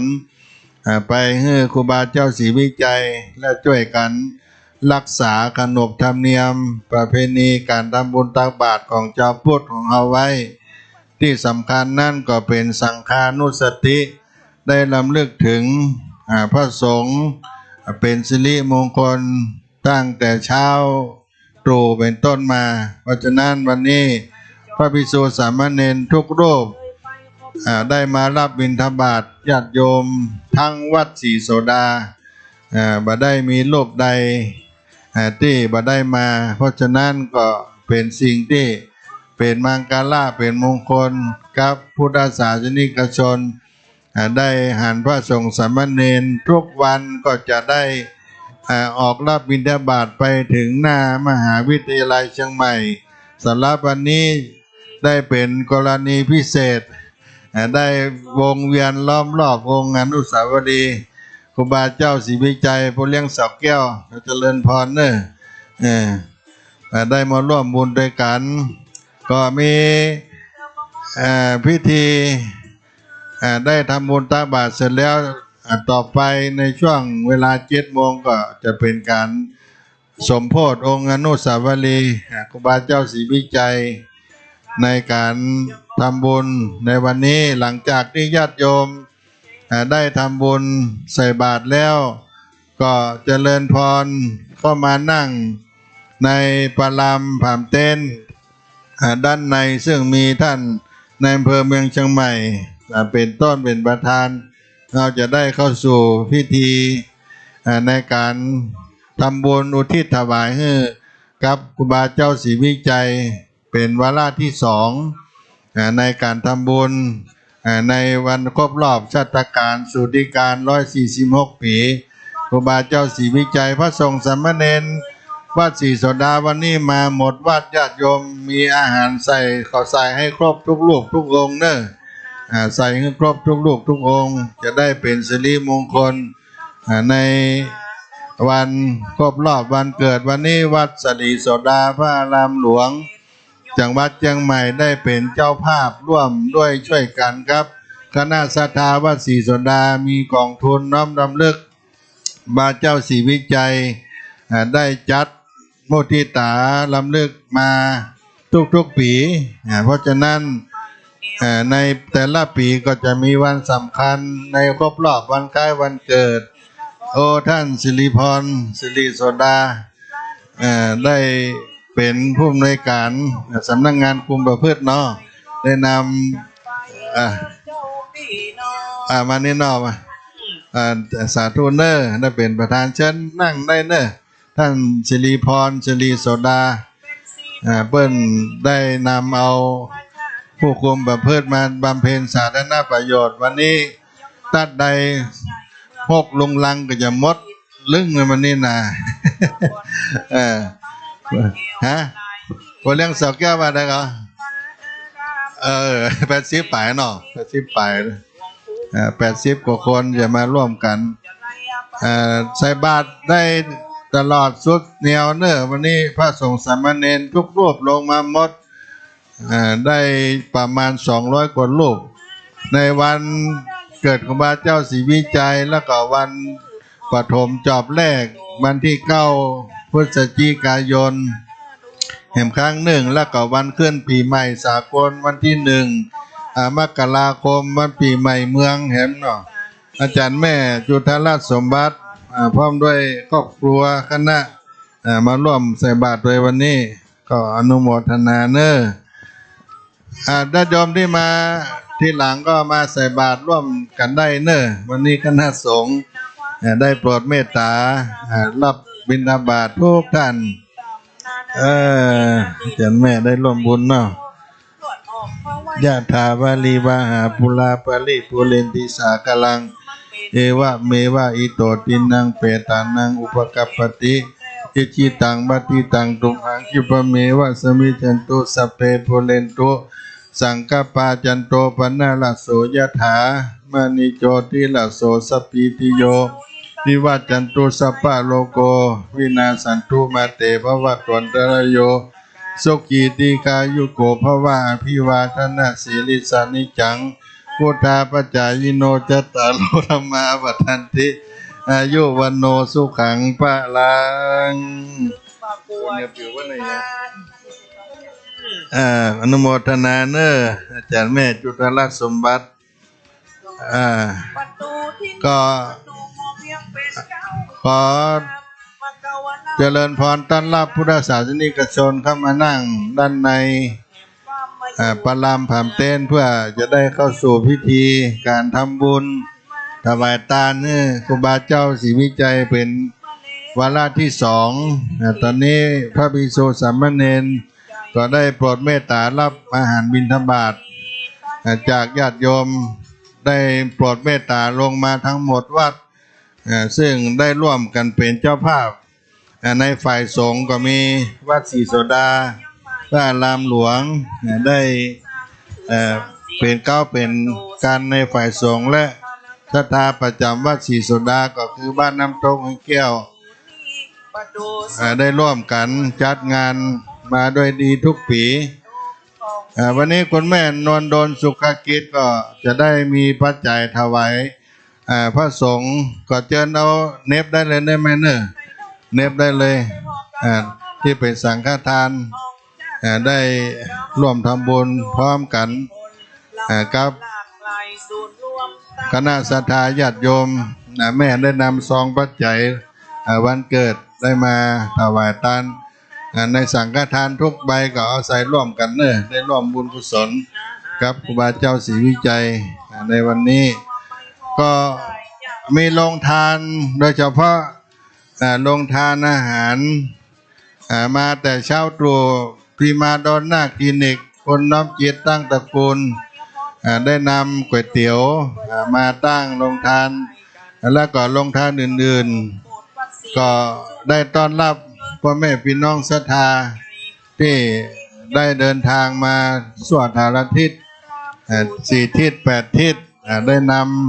ำบุญกุศลมาปั่นมาฝากร่วมกันเป็นสามัคคีถวายทานกับบรรดาพี่น้องศรัทธาสาธุชนที่เขาได้มาร่วมกันในวันนี้ก็เป็นบุญกุศลที่ได้สร้างได้ร่วมกันนะครับพ่อแม่ศรัทธาทั้งหลาย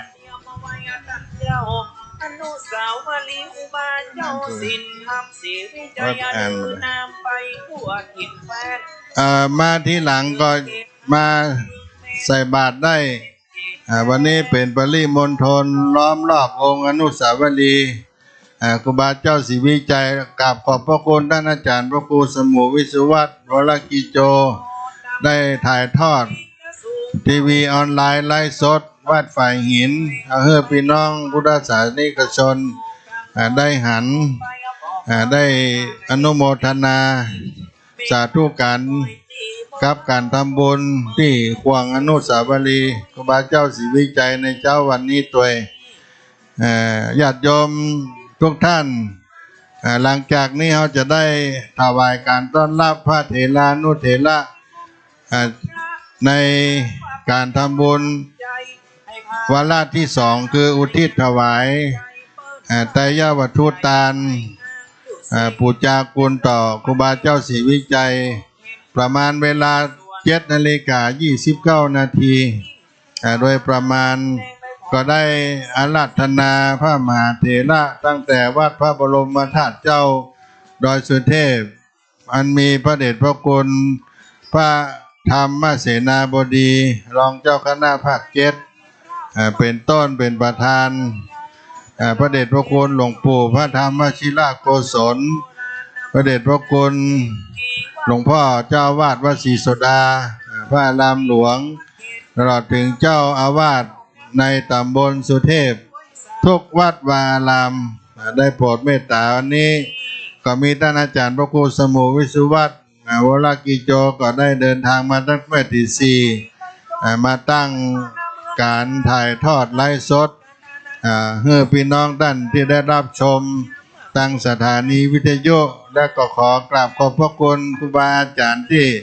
เป็นเจ้าของสถานีก็ดี เป็นเจ้าของเวลาก็ดี ก็ถือว่าได้ถวายเวลานี้บูชาในคุณงามความดีต่อครูบาเจ้าศรีวิจัยในครบรอบชาตการ146 ปีครูบาเจ้าศรีวิจัยเชิญเข้ามาทางในเนอท่านผอตุ๊กตาผอน้อยมานั่งตรงในวันนี้งามแบบล้านนาเนอวันนี้นะนั่งเก้าอี้เนอเทศบาลตำบลสุเทพท่านรองวันเพ็ญธรรมเทศนำคณะเยาวสตรีตำบลสุเทพมาละ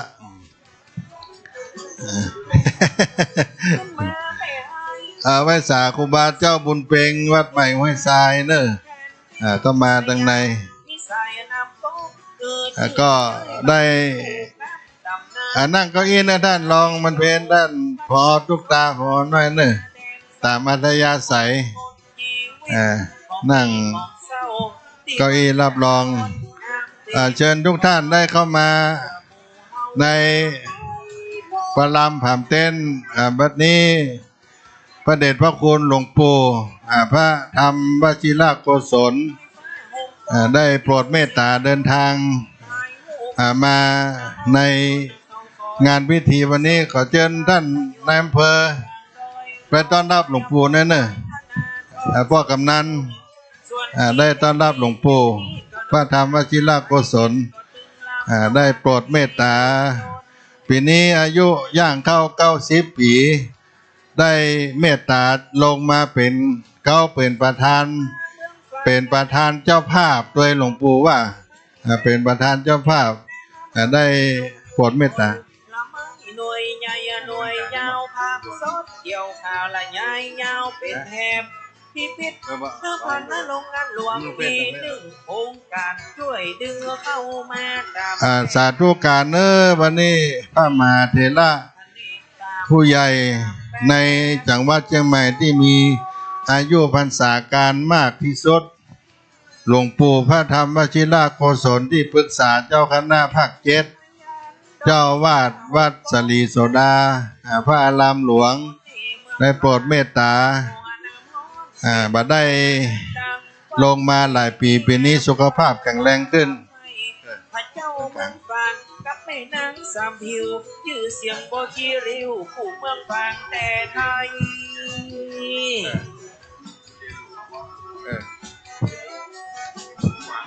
ได้เจ้ากรมมหาราชเอามาลงไว้ในก็ได้นะสาธุการเนอสาธุสาธุสาธุเป็นเมตตาธรรมอย่างยิ่งปีนี้หลวงปู่ได้90 ปีย่างเข้ามานิมนต์ครูบาอาจารย์วัดศรีสุดามานั่งด้วยกันนี่เนอะท่านอาจารย์พระมหาสมพงษ์นิมนต์หลวงปู่นั่งด้านกลางเนาะเป็นกันย่าง90 ปีปีนี้นะท่านมหาสัมมเนรกมลพัฒน์ได้มานั่งด้านหลังด้วยกันนี่ลงทานไผ่จะมากับไหว้สาบารมีหลวงปู่วัดศรีโสดาเข้ามาได้เนอะได้มาไหว้สาบารมีธรรมเมื่อนานจะได้ลงมาโปรดศรัทธาญาติโยมเขตเวียงแห่งเมืองแห่งประวัติศาสตร์องค์ดำเสียงอาคารนาทีมินาสังขารนาทีเวียงแห่งเล่าเป็นพ่อกำนันให้ท่านนายอำเภอไปกราบหลวงปู่เนอะเป็นสิริมังคละเป็นมงคลด้วยว่าวัดศรีโสดาจะอายุเต็ม90 ปีหลวงปู่ก็อายุเต็ม90 ปีปีนี้ได้โปรดเมตตามาเพื่อญาติโยมได้กราบได้ไหว้ ได้ปูชาบารมีใครอยากมากราบมาไหว้หลวงปู่ก็เข้ามาเนอะเข้ามากราบมาไหว้ได้กราบในบารมีธรรมในด้านในญาติโยมที่ได้ไปฉลองศรัทธาลงทานแล้วก็เข้ามาร่วมบุญด้วยกันเนอะเข้ามาร่วมบุญด้วยกันด้านในพาจะนั่งพื้นก็ได้สะดวกนั่งพรมก็ได้มีเก้าอี้รับรองกันมากมายไก่กองอยู่นะครับมากมายไก่กองซึ่งวันนี้ในเมตตาธรรมพระเดชพระคุณหลวงปู่พระธรรมวชิรโกศลได้โปรดเมตตาลงมาโปรดศรัทธาญาติโยมซึ่งวัดศรีโสดานั้นเป็นวัดที่ครูบาเจ้าสลีวิจัยได้สถาปนาได้สร้างไว้กับพระพุทธศาสนามาจนถึงปัจจุบันในสมัยการความเจริญรุ่งเรืองของหลวงปู่พระธรรมวชิรโกศลก็มีความเจริญรุ่งเรืองได้เป็นพระอารามหลวงมาจนถึงปัจจุบันนี้ท่านสิริพรสิริโสดาแม่นวลโดนเอาไปไหว้เนอะแม่นวลโดนก็เกิดวันเดียวกับครูบาเจ้าศรีวิจัยสำนักงานคุมประพฤติพอเลี้ยงเสาแก้วพายุแม่นวลโดนวันนี้ได้ไหว้สาบารมีธรรมในเมตตาธรรมหลวงปู่พระธรรมวชิรโกศลก็มีครูบาอาจารย์ได้ทยอยกันมาเจ้าวันนี้ในการบำเพ็ญบุญครบรอบชาติการ146 ปีครูบาเจ้าศรีวิจัยพระสงฆ์สามเณรครูบาอาจารย์วัดศรีโสดาก็นิมนต์มานั่งด้วยกันเนิ่นได้เตรียมเก้าอี้เอาไว้ต้อนรับครูบาอาจารย์ที่ได้มาร่วมกันในนามคณะสงฆ์วัดศรีโสดาพระอารามหลวงท่านอาจารย์พระมหากมลพัฒน์เป็นผู้อุปถากหลวงปู่วันนี้ลงมาบันทึกภาพแต่เช้าได้มาร่วมด้วยช่วยกันสร้างบุญบารมีกับครูบาเจ้าศรีวิจัยการทำบุญตักบาตรที่เป็นพิธีการซึ่งมีท่านนายอำเภอเมืองเชียงใหม่ก็ได้ตักบาตรไปส่วนท่านใดที่มาทีหลังจะมาร่วมถวายภัตตาหารลงทานก็เข้ามาได้แต่ก็ยังมีพระภิกษุสามเณรของวัดศรีโสดาได้ออกรับบิณฑบาตที่ทั่วไปจากญาติโยมอยู่ได้ทยอยกันมาได้สร้างบุญบารมีครับครูบาเจ้าศรีวิจัยในเจ้าวันนี้ก็ซึ่งมีพระเดชพระคุณหลวงปู่พระธรรมวชิรโกศลท่านได้โปรดเมตตาเป็นพิเศษในปีนี้ในอายุวัฒนมงคล90 ปีเข้ามาก็ได้เมตตาลงมาโปรดกับญาติโยมทั้งหลายเจ้าวาดวัดโชติคุณสุวรรณารามก็มาถึงแล้วปีนี้ใส่แว่นตาดำเนื่องจากฝนตกแว่นกันแดด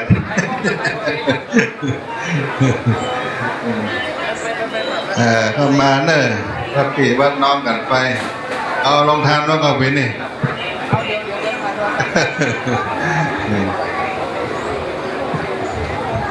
เอาลงทานต่อม่วนเนอะแถมปีหน้าจะมีปอยหลวงวัดศรีโสดา90 ปีปอยหลวงหลวงปู่พระธรรมวชิรโกศล90 ปีท่านนายอำเภอเตรียมไว้เนอะ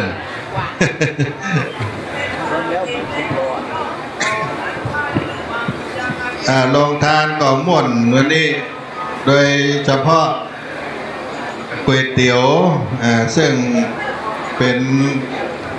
โยมประจำวัดศรีโสดาที่มาดอนหน้าคลินิกท่านโยมน้องกิตตั้งตะโกนมาตั้งแต่ตี 5ละตั้งก๋วยเตี๋ยวถวายลงทานทุกปีเพื่อนก็มาร่วมบอกว่างานวัดงานครูบาจะมาตลอดเพราะว่า มีความศรัทธาในครูบาเจ้าศรีวิจัยมีความศรัทธาในหลวงปู่พระธรรมวชิรโกศลเพราะฉะนั้นก็ขออนุโมทนากับทุกท่านด้วยที่ได้มาร่วม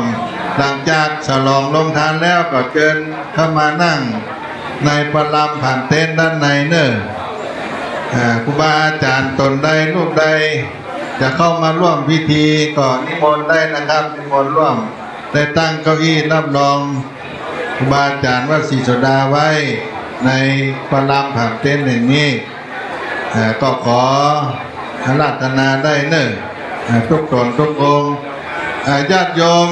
ที่ได้มาร่วมงานวันนี้จะมีเหรียญครูบาศรีวิจัยแจกแล้วก็ผ้ายันปาลามีเก้าจันปาลามี30ตัดเอาแจกเป็นที่ระลึกในวันครบรอบชาติการ146 ปี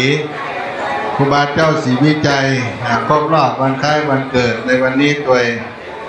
ตอนนี้เรากำลังได้รอพระเถรานุเถระที่ได้อาราธนาตอนนี้มีวัดใหม่ห้วยทรายและก็วัดฝ่ายหินท่านผู้อำนวยการสถานีวิทยุอาจารย์พระโพธิ์สมุวิศวัตได้มาตั้งแต่ตี 4วัดโชติโกนสุวรรณารามวัดหมู่บุญมาร่วมด้วยช่วยกันก็เป็นบรรยากาศที่อุ่นงานกันมากมายญาติโยมหลั่งไหลกันมานึกว่าฝนตกฟ้าห้องจะมีญาติโยมมาหลายแต่ว่านักขึ้นทยอยกันมาเรื่อย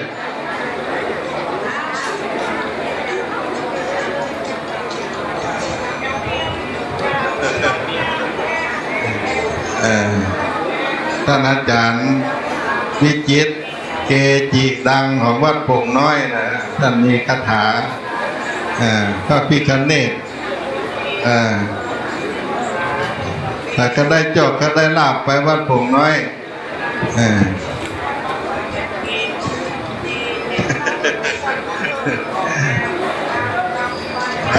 เก้าอี้ถ้าบ่พอก็เพิ่มเติมได้เนอะโอ้วันนี้นับโดยสายตาแล้วประมาณ 5,000 คนวันนี้ ท่านรองวันเพ็ญตาลายมดนับคนมาเนี่ยเดี๋ยวพอตุ๊กตาช่วยนับกันได้เนอะพอน้อยช่วยกันนับมืดฟ้ามัวดินเอาโจรวอดหมู่บุญได้ใส่แว่นตากันฝนวันนี้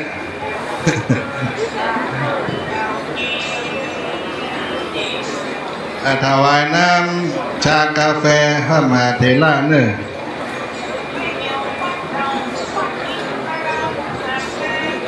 ลงทานก็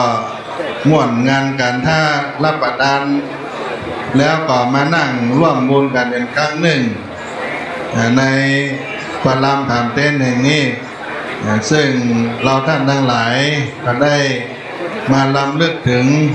ครูบาเจ้าศรีวิจัยปีนี้ก็ได้มาร่วมบุญกันในนามของคณะสงฆ์วัดศรีโสดา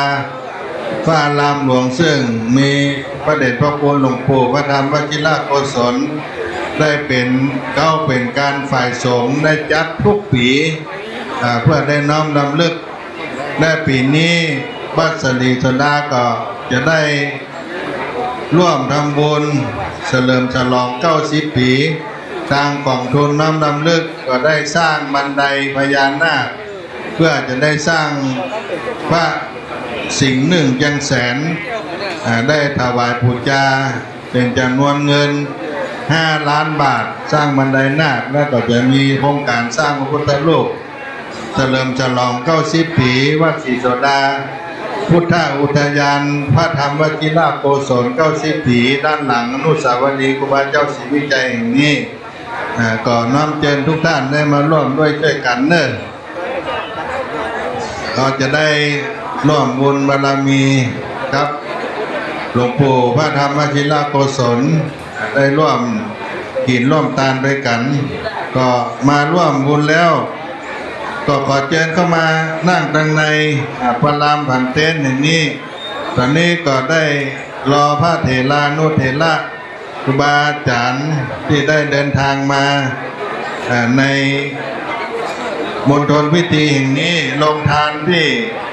ทุกท่านได้ไปฉลองศรัทธาก็เข้าไปได้ทุกเวลาเนอะเพื่อนมีอาหารเป็นพิเศษเอามาต้อนรับกับบรรดาพ่อแม่พี่น้องศรัทธาทุกท่านรับประทานลงทานแล้วก็เข้ามาร่วมบุญกันที่ในปารามผ่านเทนแห่งนี้เนอะญาติโยมสาธุชนทั้งหลายภัยใกล้มากราบมาไหว้บารมี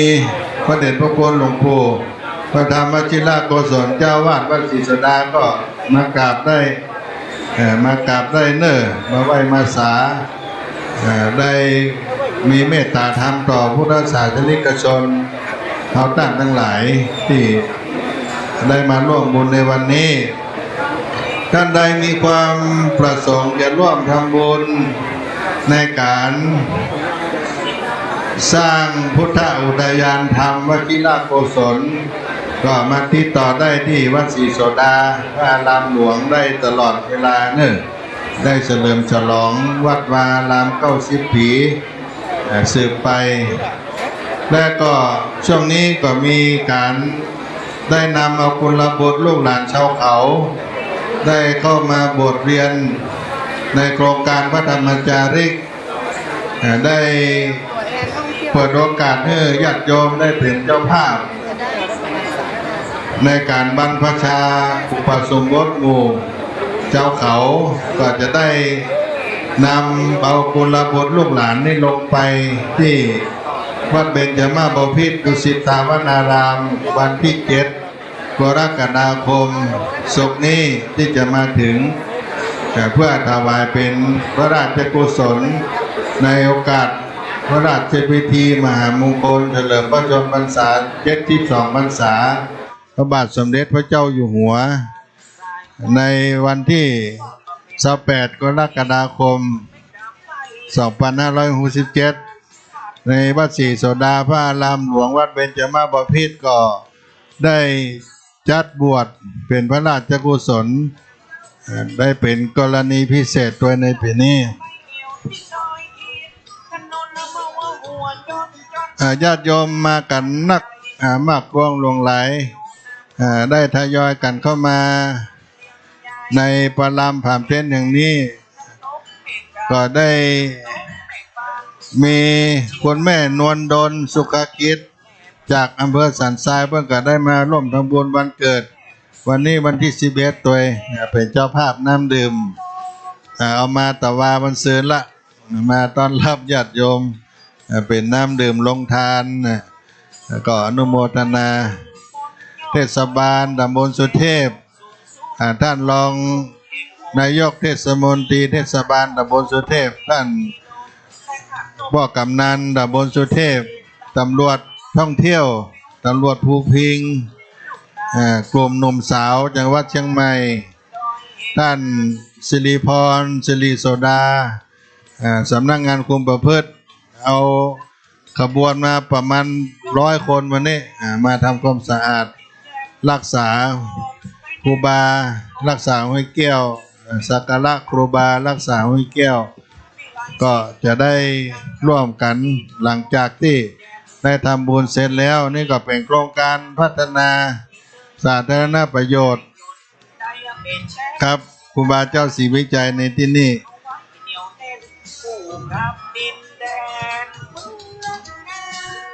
พุทธศาสนิกชนเฮาท่านทั้งหลายวันนี้มากันมากวงหลวงหลายท่านได้นำภัตตาหารได้นำอาหารมาใส่บาตร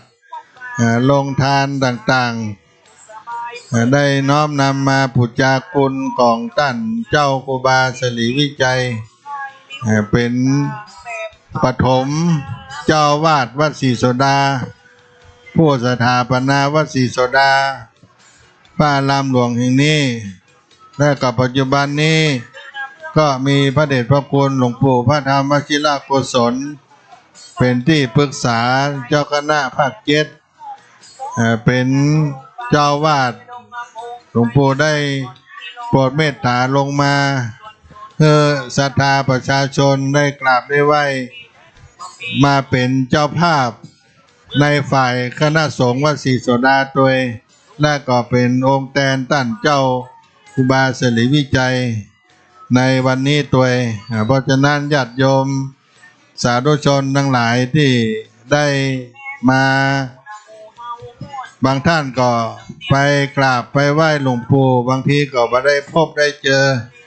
เนื่องจากสุขภาพอายุพรรษาร่างกายบางครั้งก็บ่ค่อยสบายบางครั้งก็พักผ่อนแต่ว่าวันนี้มีโอกาสแล้วและมีโอกาสมากราบมาไหว้ก็ขอเชิญชวนทุกท่านได้เข้ามาพูดจาปารมีธรรมในปรามผามเต้นแห่งนี้ที่ได้โปรดเมตตาให้กับมูลศรัทธาทั้งหลายก็มีน้ำชากาแฟเอาต้อนรับญาติโยมในปรามผามเต้นแห่งนี้ตัวที่ได้ร่วมมา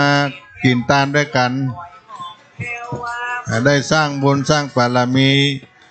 ในวันนี้ตะวันนี้ฝนตกจุ่มเย็นมาหลายห้าก็จุ่มเนื้อเย็นใจก็มาร่วมกินร่วมทานด้วยกัน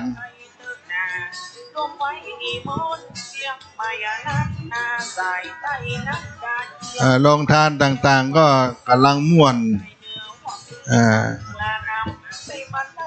ปีนี้ม่วนกับมดนะครับมันม่วนมันมดกับมันม่วนน่ะขายดีที่ไหนอ่ะที่ไหนตรงวันนี้กัน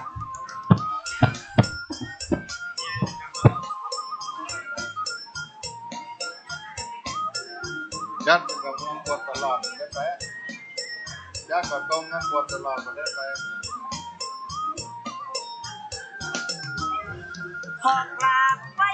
ช่วงนี้เราได้รอพระเดชพระคุณพระเถรานุเถระใน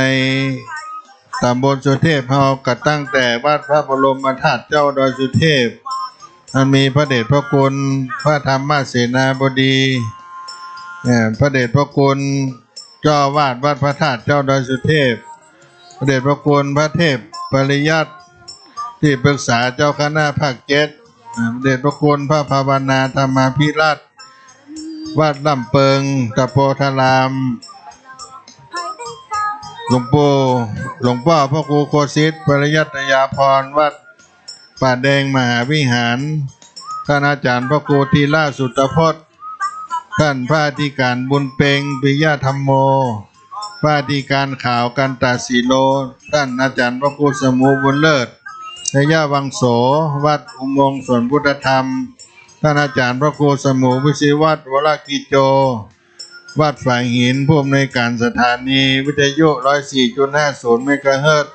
ท่านพระครูสังฆลักษณ์นาติพัฒน์นาตากาโลวัดโชติกุลสุวรรณารามพระอธิการปรีชาภูริปัญโยวัดช่างทองก็เป็นจำนวน12รูปในวันนี้ตอนนี้พระเดชพระคุณหลวงปู่พระธรรมวชิรโกศลก็ได้โปรดเมตตาลงมาให้ญาติโยมได้มากราบมาบูชาบารมีธรรมวัดใหม่ห้วยทรายท่านอาจารย์พระครูสมุวิศวัตรก็มาตั้งแต่ตี 4เอาสถานีวิทยุมาตั้งเอาไว้ต้อนรับ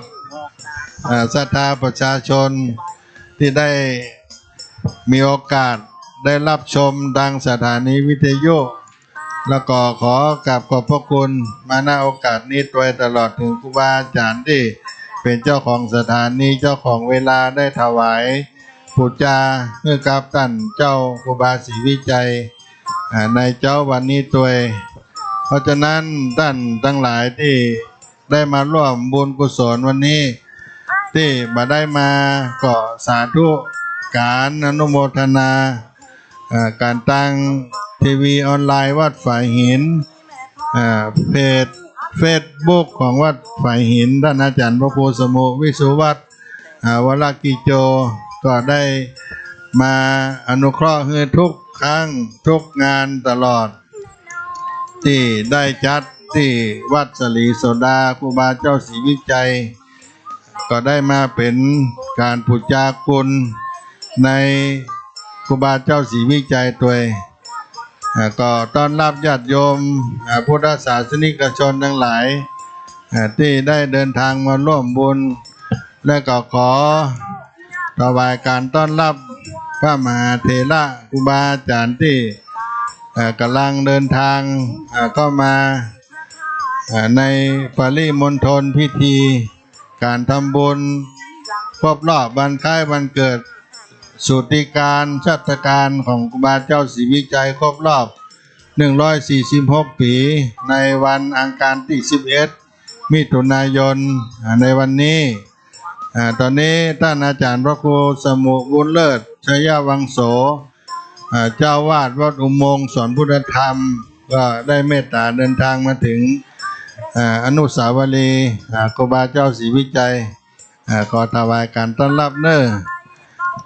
วัดอุโมงค์สอนพุทธธรรมก็เป็นวัดในตำบลสุเทพของเราที่ได้ร่วมด้วยช่วยกันทุกการทุกงานมาโดยตลอด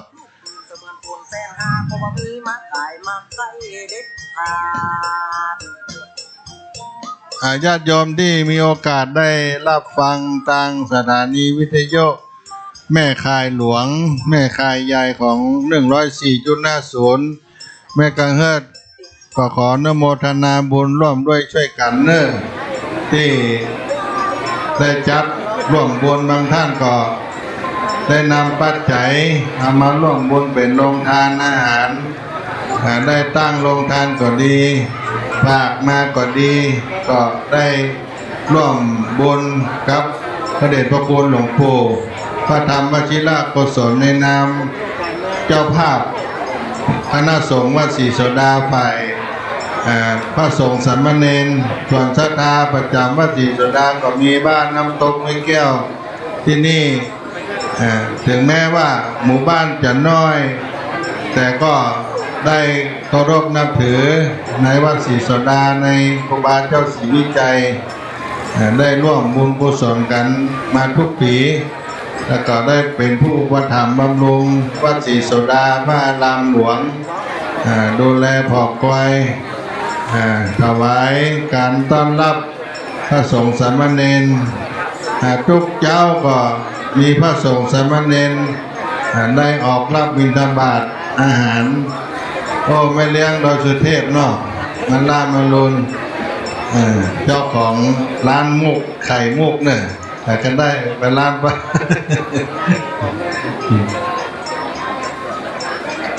มาหลายก็มากันเนาะพี่น้องวัดพระธาตุดอยสุเทพศรัทธาวัดพระธาตุ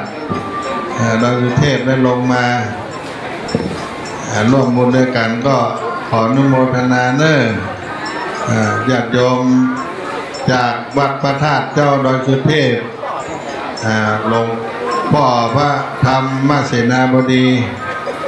รองเจ้าคณะภาค7กับได้รัตนาท่านได้เป็นประธานสงฆ์เจริญพระพุทธมนต์พระเดชพระคุณหลวงปู่พระธรรมวชิรกุศลก็เป็นประธาน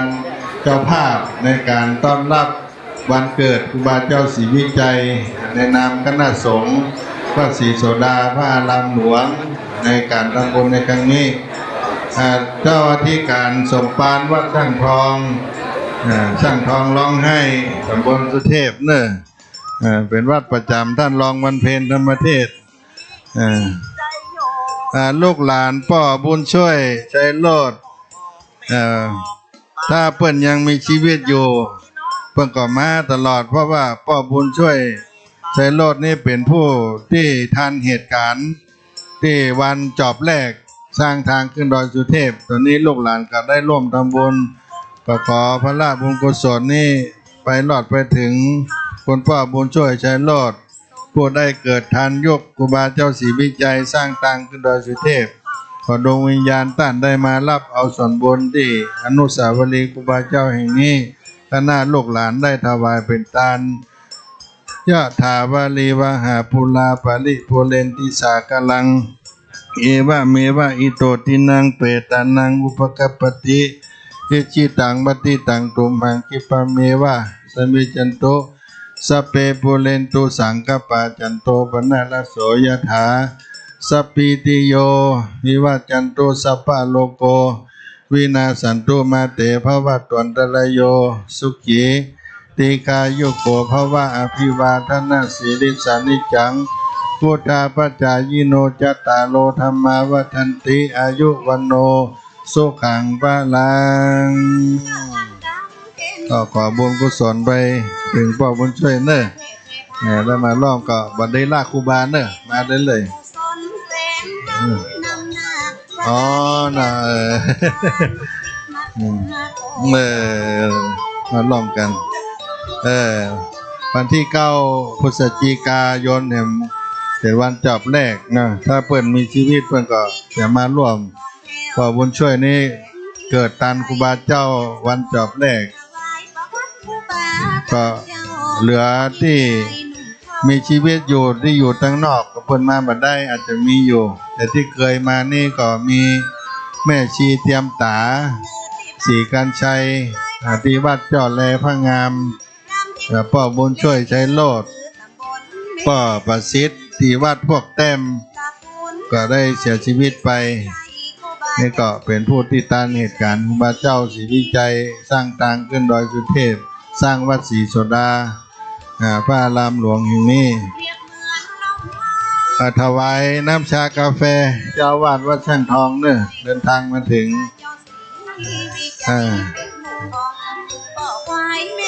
เจ้าวาดวัดช่างทองนี่เพิ่นกินอาหารเสริมท่านลองวันเพ็ญถวายอาหารเสริมเพราะเพิ่นจะมีวันหน้าแตกต่างจากพรรคพวกไป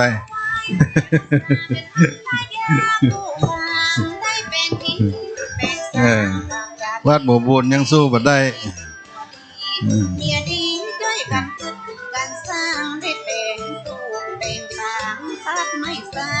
ถวายการต้อนรับท่านอาจารย์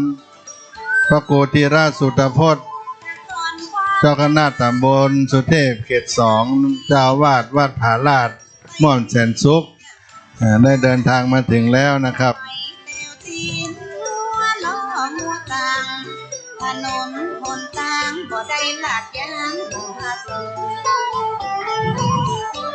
อาจารย์ด้านพระมหาสกลนะครับวัดพระธาตุเจ้าดอยสุเทพไว้สาเนอร์มาปฏิบัติหน้าที่แทนหลวงพ่อพระธรรมเสนาบดีได้มาถึงแล้วนะครับในนามคณะสงฆ์วัดพระธาตุเจ้าดอยสุเทพขอไหว้สาเข้ามาด้านในนะครับ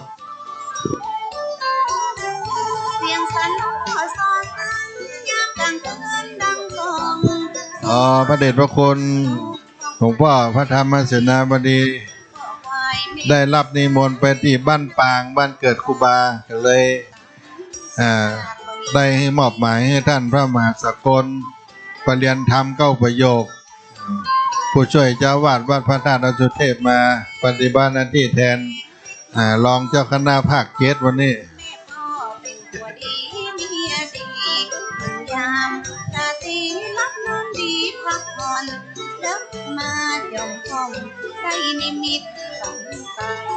ก็รอสักกำเนาะครูบาอาจารย์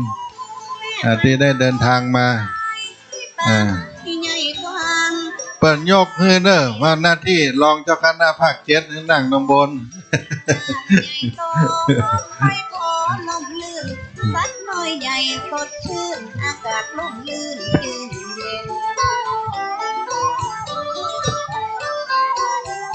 โดยพระเดชพระคุณหลวงพ่อวัดพระธาตุดอยสุเทพได้รับนิมนต์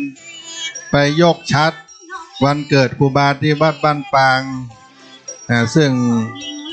พระบาทสมเด็จพระเจ้าอยู่หัวได้รับเป็นเจ้าภาพถวายแล้วก็มาได้มาปีนี้ได้มอบหมายให้ท่านอาจารย์พระมหาสกลปริยนธรรม9 ประโยค ได้ปฏิบัติหน้าที่แทนแกงบ่มีจันตัวแทนมีแต่เมตตาปราณีต้นไม้สนีเหมือนแสงทองแสงแก้วแม่ฝันได้ไปเอวเปิดเพลินอารมณ์ได้อยู่ในข้อมูลหลายป่ะในหมู่ก็อย่างนั้น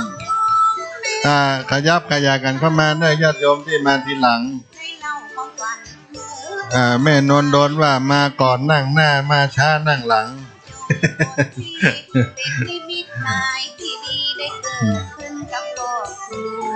โอ้ลงทานกับม่วนเดินจนกันอาหารอร่อยแม่เจ้าก็เรื่องตั้งต้องตั้งสันเหมือนสวรรค์บันดาลตนเจ้าจะลงมาเกิดอยากคุณฟ้าเลิศจุติมาเกิดในเขาแม่อุตส่าห์พามาสปิติโยวิวัจจันตุสัพพะโลกโกวินาศสันตุมาเตภวัตวันตรายโยสุขีติคาอายุวันโนสุขังปะลังร้านกาแฟอย่างก็108นี่เนาะน้องนีนี่อย่างอ๋อเนาะเป็นพี่สาวเพิ่นกะพี่สาวอาทราบเนาะโอ้ลืมไปได้ต้องไปได้หารกันจัดเมือนไหนมาเตื้อ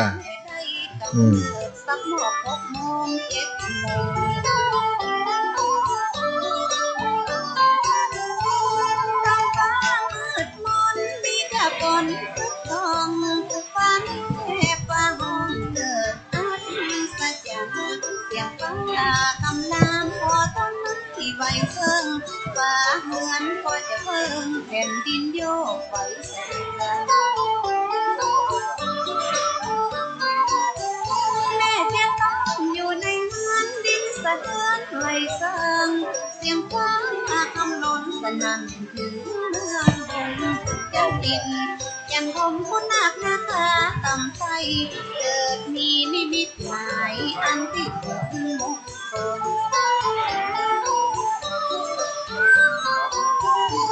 เสียงฟ้าเสียงฝนหยุดลงตอนนั้นแม่อุตส่าห์ได้กอดลูกองบุญผ่านอากาศที่สูงเสียงสะเทือนตึกก็มีโอกาสเวลารอพระเถระสักกรรมไม่จะได้มาครบในการที่ได้อาราธนาในตำบลสุเทพของเราที่นี่นะครับซึ่งมีพระเดชพระคุณท่านอาจารย์เจ้าคุณพระภาวนาธรรมาภิราชเจ้าคณะอำเภอเมืองเชียงใหม่และท่านหลวงพ่อวัดป่าแดงมหาวิหารกับหลวงปู่วัดเจ็ดยอดพระเทพปริยัติที่ปรึกษาเจ้าคณะภาค7นะครับพ่อควายแม่อุตสาห์เป็นคนทุกข์คนยากมีกระหมอนทับศาสตร์บ่ได้นอนสงอาตำเพิงกับในเมตตาปารมีธรรมเจ้าคณะอำเภอเมืองเชียงใหม่ท่านอาจารย์เจ้าคุณพระภาวนาธรรมาภิราชวัดลำเปิงเดอะโพธารามได้เมตตาเดินทางมาถึงแล้วนะครับก็ขอถวายการต้อนรับเจ้าคณะอำเภอเมืองเชียงใหม่กับได้โปรดเมตตาวัดศรีโสดาวันนี้หลวงปู่ใหญ่ลงมานะครับท่านหลวงพ่อเจ้าอำเภอหลวงปู่ลงมาวันนี้นะครับน้อมถวายทานเอาไม่ฟาดเพราะว่าเป็ดไก่มาเม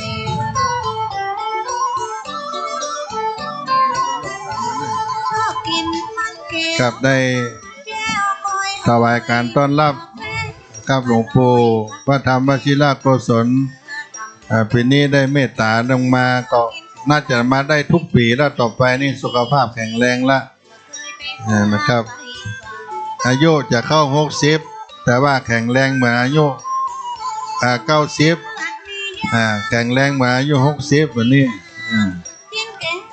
กิน นลาบถึงบ่ชอบของข้าวก็ชอบโง่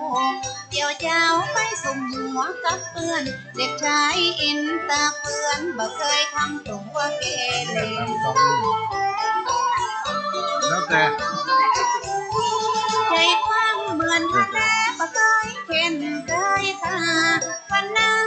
บิดาได้ไปหาป่านายตาลิงเข้าใส่เอาทางที่ในหม้อจะเอาแกงใส่นอคือตาวันแล ก็สกรรมเนาะบาอาจารย์นี่ได้เดินทางมาก็ยังบัดเติงเวลาเด้อเนาะ7:00นโดยประมาณท่านใดมาถึงแล้วจะได้รับของที่ระลึกเป็นเหรียญครูบาเจ้าศรีวิจัยเนอะเป็นเหรียญแล้วก็ผ้ายันเอาไว้เป็นของที่ระลึกครับญาติโยมในวันนี้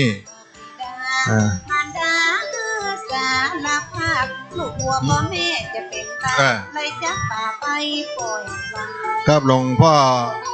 เจ้าหน้าตำบลวัดประแดงได้เมตตามาแล้วนะครับได้เมตตามาถึงบอกไว้แม่คุณสาบ่ยังอย่าทำอย่างใดน้ำตาบ่ไหลได้ยินคำผู้ลูกใจลูกบริสุทธิ์เลยขอร้องต่อ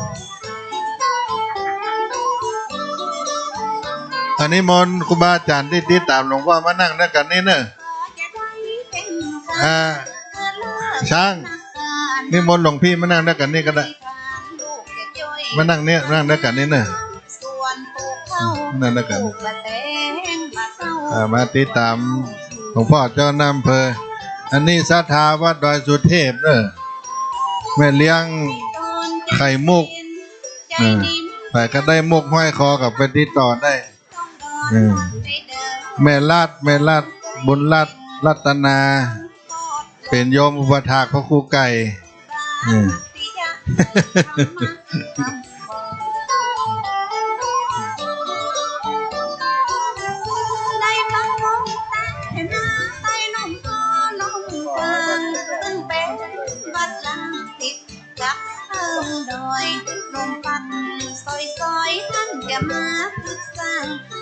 รอ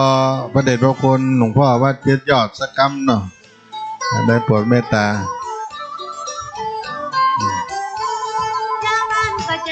ดีฟังตาละมีตามเจ้าได้ส่งน้ำส่งเข้าได้หับสินหับก่อนเจ้าไตเจ้ายองตึงกะเลียงอีกข้อผู้เสิร์ฟกับนายยอต่างมาขอทำบุญ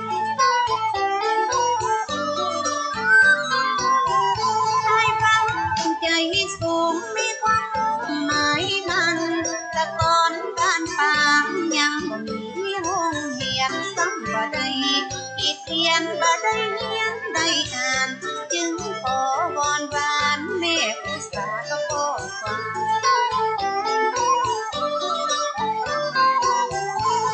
ลูกนี้ลืมใส่ฮักวินัยด้านเจ้าลูกนี้อยากเข้าไปศึกษาเรียนทำพ่อควายได้ถามว่า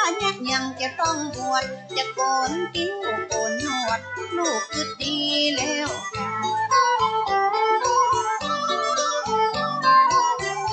เพราะว่าเราเกิดมา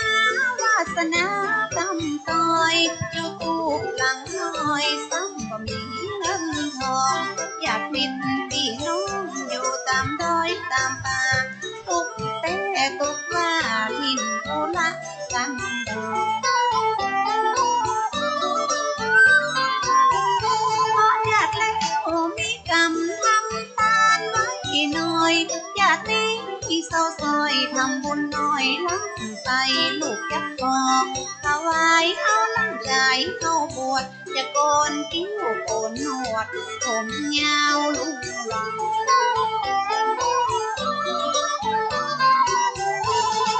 ได้จัดงานคอยบวชลูกแก้วคำว่าลูกแก้วคือแก้วสามดวงงามเป็นไฟแรกของบ้านต่างที่อา ยะถาวาลิวหาปุราปะริปุเรนติสากลังเอวะเมวะอิโตตินังเปตานังอุปกัปปติบัดนี้หมายมีพระเดชพระคุณหลวงพ่อพระครูโคสิทธิ์ปริยัตยาพรเจ้าคณะตำบลสุเทพเขตหนึ่งวัดป่าแดงมหาวิหารได้มาน้อมถวายเป็นทานในวันเกิดครูบาเจ้าศรีวิชัยครบรอบชาตการ146 ปีในทีฆากาละวันในยามนี้พร้อมด้วยมนต์ศรัทธาวัดป่าแดงมหาวิหาร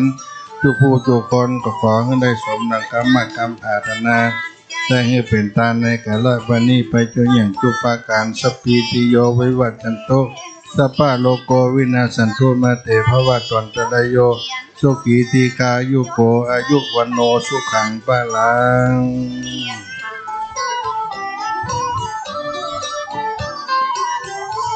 ปัญญาแตกฉานความจำเป็นเอกอายุได้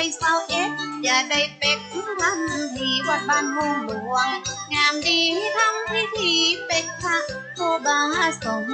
มณะเป็นพระอุปัชฌาย์ได้ฉายาศิริวิชัยโยภิกขุ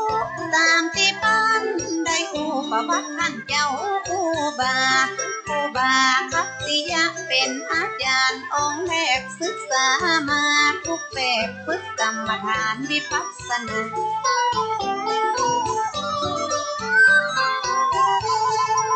าคัตติยะสอนจนหมดยนต์เสียงได้อ่านได้เขียนทำเหียนวิชาได้เข้าศึกษาเรียนหนึ่งธรรมะไว้สาอุบาอุปละแม่ทาวัดดอยเต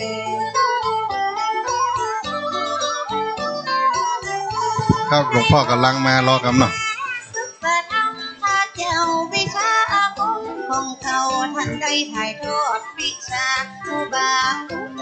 ปละคือศิลป์เข่งขัดเรียนได้1 ปีแต่ตอนนี้พระเดชพระคุณพระเทพปริยัติที่ปรึกษาเจ้าคณะภาคเขตกำลังเดินทางมา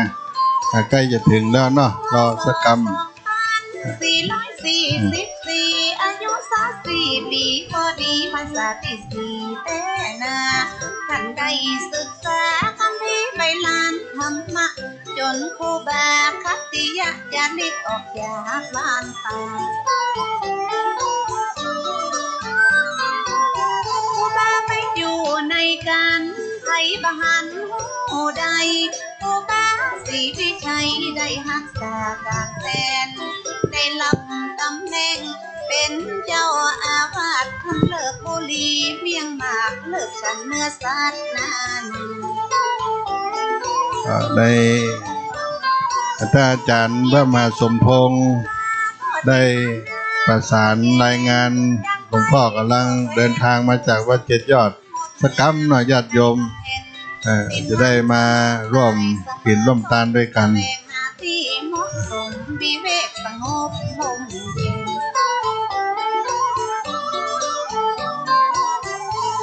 เวลาจะบำเพ็ญวัดเก่าสังกิตกลับบ้านผู้บ้านเจ้านั้นจะได้คือสร้างอารามพบหน่วยพระปัญหาสถานที่สร้างวัดได้อธิษฐานเม่นพัดกับแก้วรัตนา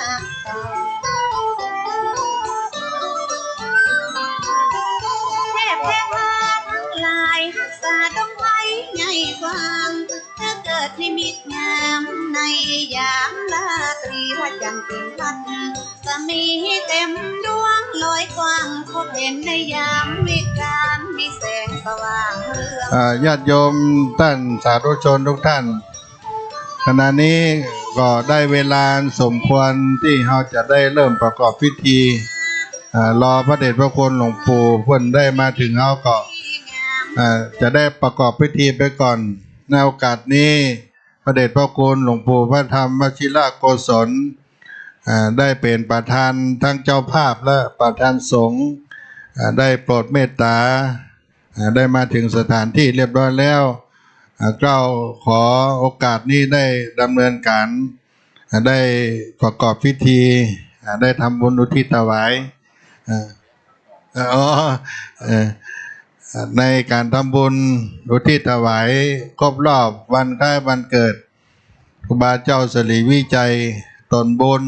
ล้านนาไทยผู้สถาปนาวัดศรีโสดาพระอารามหลวงในโอกาสนี้ขอเจริญพรท่านสิทธิศักดิ์อภิกุลชัยสุดท่านนายอำเภอเมืองเชียงใหม่ได้จุดธูปเทียนบูชาพระรัตนตรัยในโอกาสนี้ญาติโยมพุทธบริษัททั้งหลายได้ประนมมืออัญชลีได้นอบน้อมถึงพระรัตนตรัยอันเป็นสรณะที่เปิ่งของเราท่านทั้งหลายโดยท่านนายอำเภอเมืองเชียงใหม่ท่านสิทธิศักดิ์อภิกุลใจสุดได้อธิษฐานจุดธูปเทียนบูชาพระรัตนตรัยในโอกาสนี้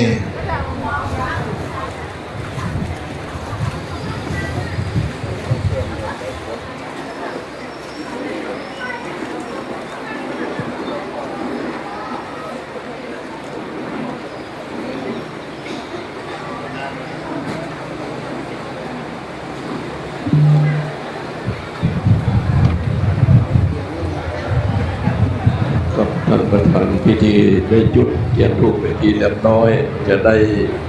สักการะบูชาพระรัตนตรัยพร้อมกันครับ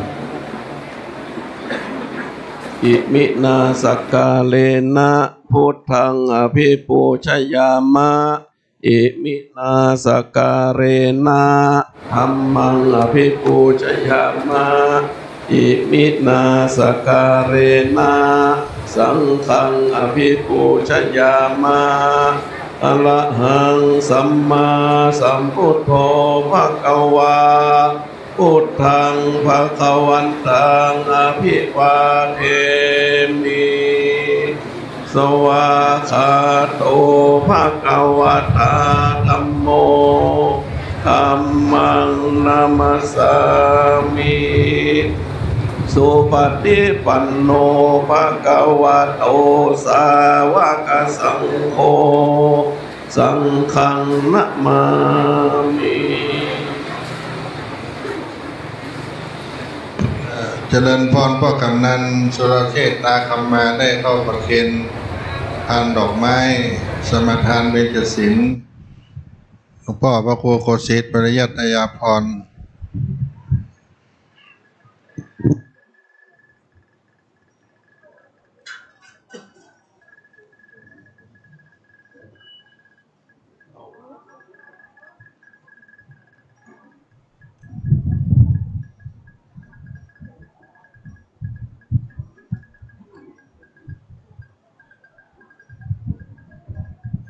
มะยังพันเต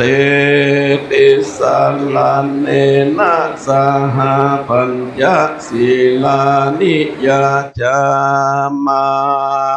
โรเตยัมเปมะยังพันเตติสาลานเนนะสหปัญญศีลานิยาจามาตาเตยัมเปมะยังพันเตติสาลานเนนะสหปัญญศีลานิยาจามานะโมตัสสะภะคะวะโตอะระหะโตสัมมาสัมพุทธัสสะนะโมตัสสะภะคะวะโตอะระหะโตสัมมาสัมพุทธัสสะนะโมตัสสะภะคะวะโตอะระหะโตสัมมาสัมพุทธัสสะนะโมตัสสะภะคะวะโตอะระหะโตสัมมาสัมพุทธัสสะนะโมตัสสะภะคะวะโตอะระหะโตสัมมาสัมพุทธัสสะนะโมตัสสะภะคะวะโตอะระหะโตสัมมาสัมพุทธัสสะธังสรณังกัจฉามิ พุทธังสรณังกัจฉามิธัมมังสรณังกัจฉามิ ธัมมังสรณังกัจฉามิธังสรณัง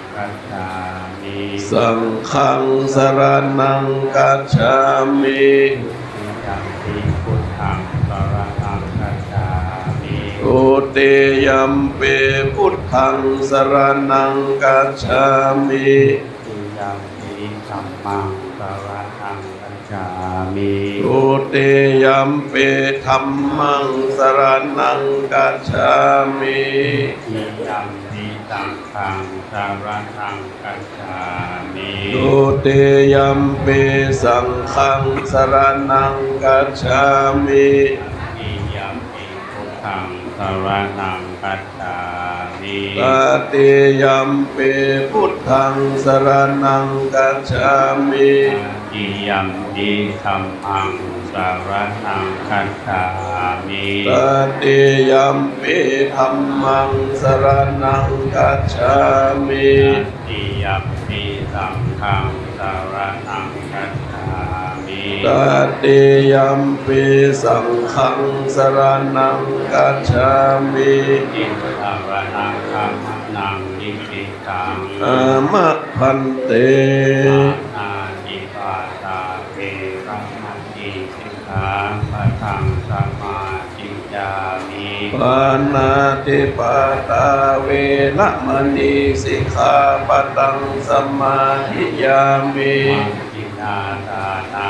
เวรัมมณีสิกขาปะทังสมาธิยามิ อาทินนาตานาเวระมณีสิกขาปะตังสมาธิยามิ อาเยสุมิทาชาราเวรัมมณีสิกขาปะทังสมาธิยามิ กาเมสุมิชฌาจาราเวระมณีสิกขาปะตังสมาธิยามิ สาวาทาเวรัมมณีสิกขาปะทังสมาธิยามิ มุสาวาตาเวระมณีสิกขาปะตังสมาธิยามิ ราเวระยะมัจจปัมมาทฐานาเวระมณีสิกขาปะทังสมาธิยามิ ราเมระยะมัชฌัปปมาทัฏฐานาเวระมณีสิกขาปะตังสมาธิยามิ มานิพันจะสิกขาปะตานิสีเลนะสุขติงยันติสีเลนะโภคสัมปทาสีเลนะนิพุติงยันติทัสมาสีลังวิโสทะเย สาธุสาธุสาธุในโอกาสนี้เจริญพรท่านดาบตำรวจนฤทธิ์สุนทิตำรวจท่องเที่ยวเชียงใหม่ได้จุดเทียนบาทน้ำพระพุทธมนต์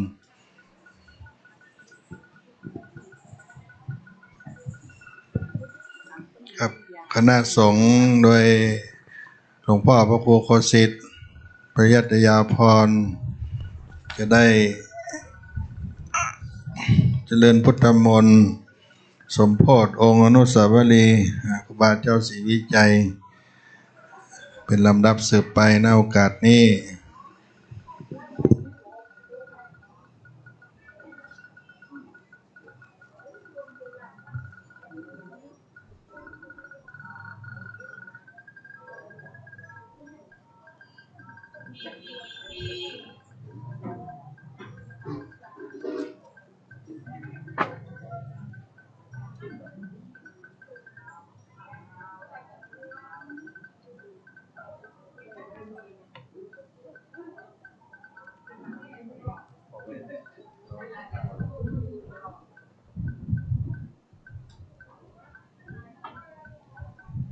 วิปติปฏิภาหายะสัพพสัมปติสิทธิยาสัพพทุกขวินาศายาปริตังปรุตมังกัลลังวิปติปฏิภาหายะสัพพสัมปติสิทธิยาสัพพพยวินาศายาปริตังปรุตมังกัลลังวิปติปฏิภาหายาสัพพสัมปติสิทธิยา สัพพโรคาวินาศายาปริตังพรูธมังคัลลังอริตัวนาเมตังสเมตาภะทันตาอวิกิตาจิตตาปริตังภะนันตุสักเกกาเมจารุเปคิริสิกรตะเตจันตาริเควิมาเนทิเประเทจักะเมตรุวนาคาเนเกหาวตุมหิเคเตภูมิจายันตุเทวาชรธรวิสเมยัคขกันตปนากาติทันตาสันติเกยังมุนิวรวจนังสาทโวโนสุนันตุธรรมสวนาการโรยัมพัทันตาธรรมสวนาการโรอายัมพัทันตาธรรมสวนาการโรอายัมพัทันตาขณะนี้มาจุดเทียนน้ำมนต์ไฟดับ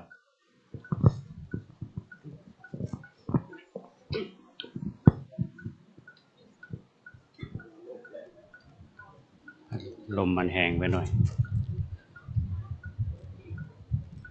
นะโมตัสสะภะคะวะโตอะระหะโตสัมมาสัมพุทธัสสะนะโมตัสสะภะคะวะโตสัมมาสัมพุทธัสสะนะโมตัสสะภะคะวะโตอะระหะโตสัมมาสัมพุทธัสสะพุทธังสรณังกัจฉามิธัมมังสรณังกัจฉามิสังฆังสรณังกัจฉามิทุติยัมปิพุทธังสรณังกัจฉามิทุติยัมปิธัมมังสรณังกัจฉามิทุติยัมปิสังฆังสรณังกัจฉามิตติยัมปิพุทธังสรณังกัจฉามิตติยัมปิธัมมังสรณังกัจฉามิตติยัมปิสังฆังสรณังกัจฉามินะโมอะระหะโตสัมมาสัมพุทธัสสะมะเหสิโนนะโมตัมมาธัมมัสสะสวะเทวะเทนิธานะโมมหาสังฆสัพพิวิสุทธัสสิลกิติโนนะโมมาตยาราชสารัสังฆทายาสัสสะโลกังนะโมมาสัตตะสวัตถุทายาสัพพินะโมการะปะภะเวนะวิคัจฉันโตปัสนะโมการานุภาเวนะสุวันทิโหนตุสัมปัฏฐานะโมการาสัทเถเทนาวิดินิโหมิเตชะวาเทวนานาปารานังปันนิธานัญญาเทวนาปุชาจาปุชานิยานังเอธัมมังคาราพุทธมังคติโรปันเทสาวะโสจะปุเพจากาตาปุญญาตาอัตตะสัมมาคานิติจาเอธัมมังคาราพุทธมังคาหุตัจจันจาติปัญจวินัยโยคิโตสุภาสิทาจายาวันจาเอธัมมังคาราพุทธมังตุโอปัฏฐานังโกดาดารัสสังฆาโหอนาคุลาจกัมมันตาเอธัมมังพุทธมังทานันตธรรมจาริยัญชยาตากานันตสังฆาโหปนาวัชานิขัมมานิเอธัมมังคาราพุทธมังอารติวิรัติปะปามัจจปนาจะสัญญาโมหังพัตมาโนจานังเมสุเอธัมมังคาราพุทธมังคาราโวจานิวันโตจะสันโดติจากาตัญโยตากาเรนะธรรมสวานังเอธัมมังคาราพุทธมังนะ โสวัจจาสัตตาสัมมานานันจาทัสสานังกาเลนะธัมมัจจากาจายธัมมังคารมุตตมังคาปุจจาภัมมจาริยัญจาอาริยสัจจานังตัสสะนังนิพพานัสสัจจิกิริยัญจาเอธัมมังคารมุตตมังปุจจาสโรกากัมเมหิจิตังยัสสานะกัมปันติอาโตกังเขมังเอธัมมังคารังพุทธัมมังเอตาดิสานิกัสวานัสสัพพะธัมมังคันสัพพะดาโสติฆาชันติตันเตสัมมังคารังพุทธัมมังติมหามังคลังตังกิจิวิตังเอตาวาทุรังวัฏเกตุวายังรัตนังปานิทังนะโนสัมมังอาทิตาจาระเสนะอิตังภิปุเถรัตนังปานิทังเอเตนะสัจเจนะสุวัฏเดหนตุไกลาคังอามาตัมปานิทังยาดาจักาสักยะมุนิสัมมาโตนะเตนะธัมเมนะสัมมาดิกิจเจดัมเมดัมเมรัตตานังปานิทังเอเตนะสัจเจนะสุวัฏเดหนตุยังโพธาเสโนปาริวันนะอิโตติสมาธิมานันตาริกัญญมหุสัมมาทินาเตนะสัมโพนาวิชาติธัมภิรัตนังปานิทังเอเตนะสัจเจนะสุวัฏเดหนตุคาราอาตาสัตตังปัสสัจจัตถาริเอตังโยคานิโหติเถรังกินัยยะตุปัสสัจจาวาสาเอเตโสตินานิมหาภารานิอิธัมภิสังเกรัตนังปานิตังเอเตนะสัจเจนะเทหนโตเยโสภายุตามนาสาดันเหนานิกามิโนโกตมัสสะสานัมมิเตปฏิปัตตาอามาธังวิไกหารัตดานิพุติปุจจามานาเอดัมภิสังเขรัตนังปานิตังเอเตนะสัจเจนะสุวัฏเดหนตุขีนังภูลานังนาวังนาดิสัมภวังวิรัตตาจิตายติเกภวะสามิเตกินาปิชาวิโรนิจันดานิปันติทิรายาดายัมปาดิโภอิดัมภิสังเขรัตนังปานิตังเอเตนะสัจเจนะสุวัฏเดหนตุ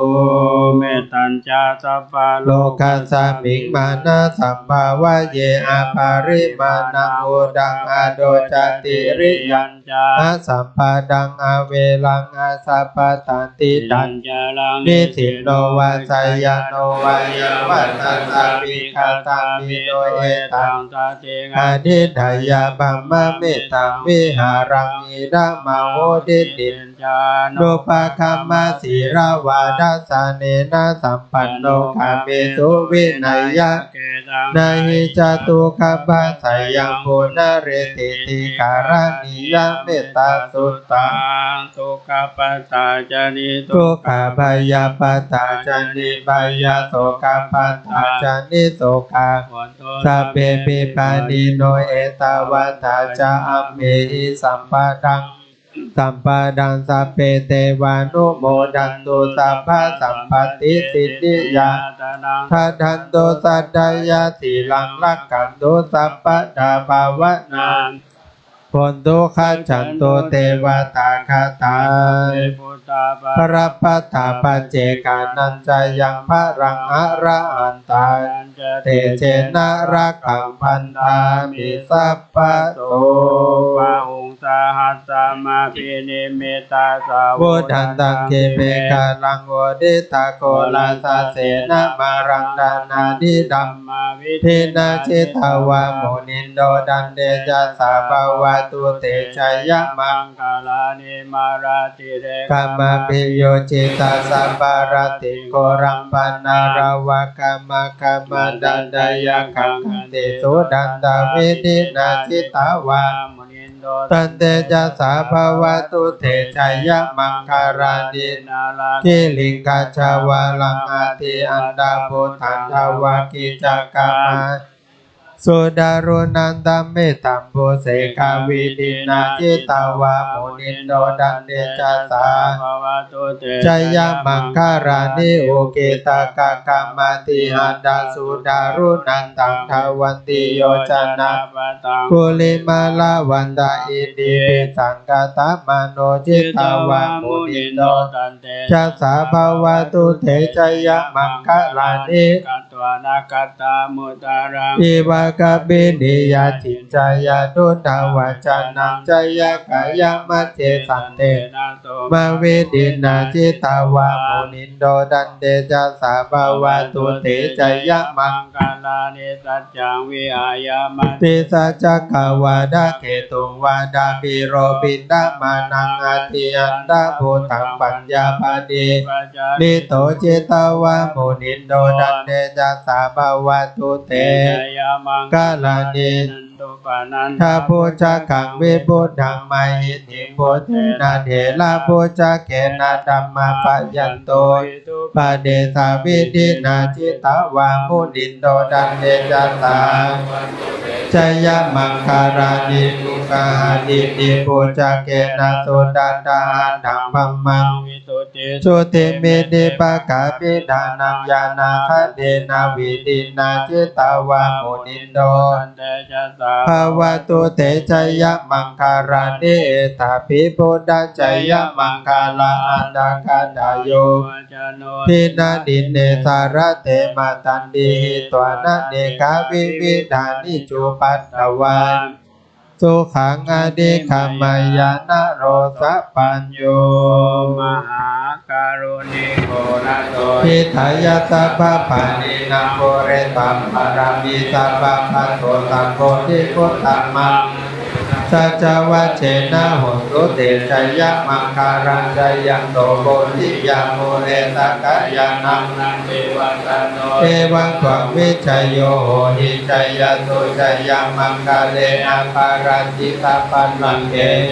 ปัดาวิโภคาเรหะวิเตเกตาปะโพจันนาคัปปะโมดาติตุนาคัตถังทุมังคารังโสปะปะทังสุขันโตโสโมโหโตจัสุยิธัมมังมัจจาริโตปาดักขินังกายะ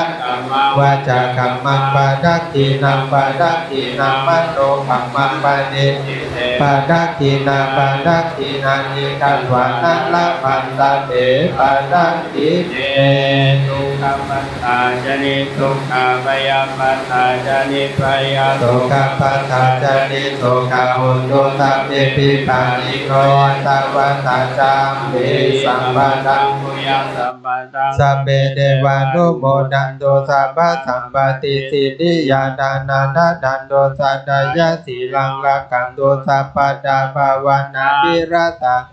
ข้าจันโตเทวตากาตาสัพเพพุทธปาราปัตตาปเจกานันพลังอรหันตานันตติเจนารักังปันตามิสัพพะโสสุโขพุทธานังอุปโดสุขาสัธรรมเทศนาสุขาสังฆัสสะสัพพังกิสัมมังกานังสัพโพสุโขกติโยตามิเยโกตาปฏิสายิโนวิจาจารณะสัมปันโนสุเสโดเทวามนุเสดิวาตาปฏิอาทิโจรติมาปฏิจันติมาสานัโดคันติโยตาปฏิจายิตาปฏิพัมมโนอันดาสัพพะมโหรัตังพุทโธตาปฏิเตตาสันโดดิปรมังดานังวิทัสสะปรมายันตินิพพานังสุขัง ธุลำดับต่อไปนี้พระเดชพระคุณหลวงปู่พระธรรมวชิระโกศลที่ปรึกษาเจ้าคณะภาค7เจ้าวาดวัดสลีโสดาพระรามหลวงในนามคณะสงฆ์เจ้าภาพและประธานสงฆ์ในวันนี้จะได้ธรรมโอวาทเทิดทูนเกียรติคุณปุจจาปารมีธรรมในครูบาเจ้าสลีวิจัยในครบรอบวันคล้ายวันเกิดชาติการ146 ปีในกาลวันนี้ ขอเชิญท่านสาธุชนทุกท่านได้ประนมมือได้รับธรรมโอวาทณโอกาสนี้ขอ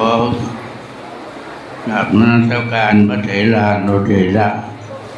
ท่านเจ้าคณะพระสังฆาธิการทุกรูปที่มาร่วมพิธีเจริญพระพุทธมนต์ในวันนี้ ขอเจริญพรญาติโยมศรัทธาสาธุชนทุกท่านนั้นมีท่านอำเภอเป็นต้นเป็นประธาน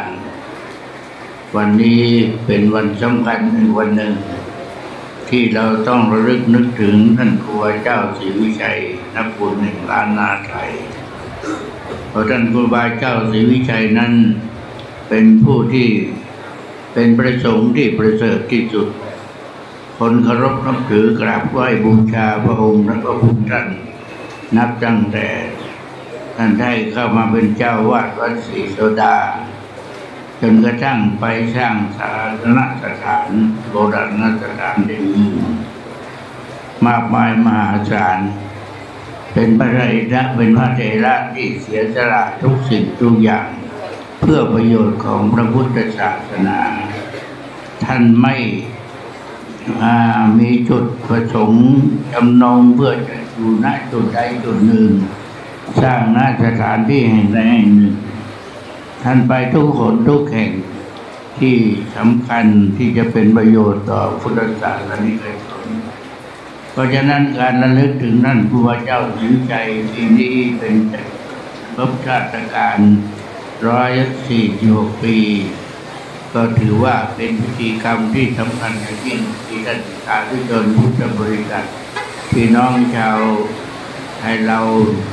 เชียงใหม่เราได้นึกถึงคุณงามความดีของพระคุณท่านว่าพระคุณท่านนั้นเป็นบุคคลสำคัญของมรณนาไทยโดยเฉพาะอย่างยิ่งท่านได้สร้างพระธาตุจ้างทางขึ้นโดยพระธาตุโดยสุเทพและอีกหลายอย่างหลายจุดหลายตำแหน่งหลายหน้าที่ที่ท่านได้ทำไว้เป็นอนุสรณ์สถานที่ระลึกนึกถึงท่านตลอดเวลาเพราะฉะนั้นพระผู้พูดถึงท่านพระครูท่านเจ้าท่านครูบาเจ้าศรีวิชัยเราถือว่าเป็นนักก่อสร้างหรือเป็นนักบุญแห่งล้านนาไทยเราไม่ปิดแม้แต่นิดเดียวการที่ท่านสาธุชนพุทธบริษัททั้งหลายได้มากราบไหว้บูชาสักการะเป็นประจำวันก็ดีทุกวันทุกเช้าทุกเวลาก็ดีแต่วันนี้การที่เราท่านทั้งหลายมีท่านในอำเภอเป็นต้นได้มาทำบุญสักการะบูชาหรือนึกถึงท่านครูบาเจ้าศรีวิชัยก็เป็นการแสดงออกถึงความเคารพนับถือผู้มีพระคุณต่อพระศาสนาผู้มีพระคุณต่อสถานที่ผู้มีพระคุณต่อกิจกรรมทางพระพุทธศาสนาเพราะฉะนั้นอาตมาภาพเองได้เห็นแล้วก็ขออนุโมทนาท่านหลายนับตั้งแต่พระสงฆ์องค์เจ้าที่ได้รับอาราธนามาเจริญพุทธมนต์จนกระทั่งถึงท่านอาณาธิบดีท่านนายอำเภอท่านผู้รักผู้ใหญ่ทุกท่านที่มาร่วมพิธีในวันนี้ก็ถือว่าเป็นการไม่ละทิ้งถึงบุคคลสำคัญในทางพระพุทธศาสนาเพราะฉะนั้นอนุภาพในนามของคณะสงฆ์ทั้งปวงก็ขออนุโมทนาและขอบุญกุศลโดยเฉพาะอย่างยิ่งบารมีเจ้าของท่านครูบาเจ้าศรีวิชัยนักบุญแห่งล้านนาไทยได้เป็นตบะเดชะเป็นพระวะปัจจัยปกปักรักษาท่านพุทธศาสนิกชนทุกท่านที่มาร่วมพิธีก็ดีที่มีส่วนร่วมกิจกรรมต่างๆก็ดีที่จัดสถานที่ก็ดีอะไรทุกสิ่งทุกอย่างก็แสดงออกถึงความสมรักภักดีและความเคารพนับถือต่อพระคุณท่านเพราะฉะนั้นขอบุญกุศลของท่านครูบาเจ้าศรีวิชัยหากมีมากเป็นประการใดก็ขอให้ได้เป็นตบะเดชะเป็นพระวะปัจจัยโดนบันดาลให้ท่านญาติโยมพุทธบริษัททุกหมู่เหล่าได้อยู่เย็นเป็นสุขสันติทุกโศกโรคภัยก็หามยามร้ายอุปสรรคอันตรายต่างๆขอให้ท่านทั้งหลายมีอายุมั่นยืนยาว อยู่คำสู่พุทธศาสนาของเราตลอดไปทุกท่านทุกคนสาธุกับธรรมาวาสหลวงปู่พระศรีโสดาก็เย็นเหมือนฝนแสนหาตกลงมาจุ่มเนี้ยเย็นใจนะครับลำดับไปนี้ท่านนายอำเภอสิทธิศักดิ์อภิกูลใจสุดนายอำเภอเมืองเชียงใหม่จะได้ พบพระพี่น้องประชาชนเจ้าเชียงใหม่พี่น้องเจ้าพุทธที่ได้มาร่วมงานวันนี้เป็นการต้อนรับของท่านพ่อเมืองเชียงใหม่เฮาเนอร์ก็เจริญพรเนอร์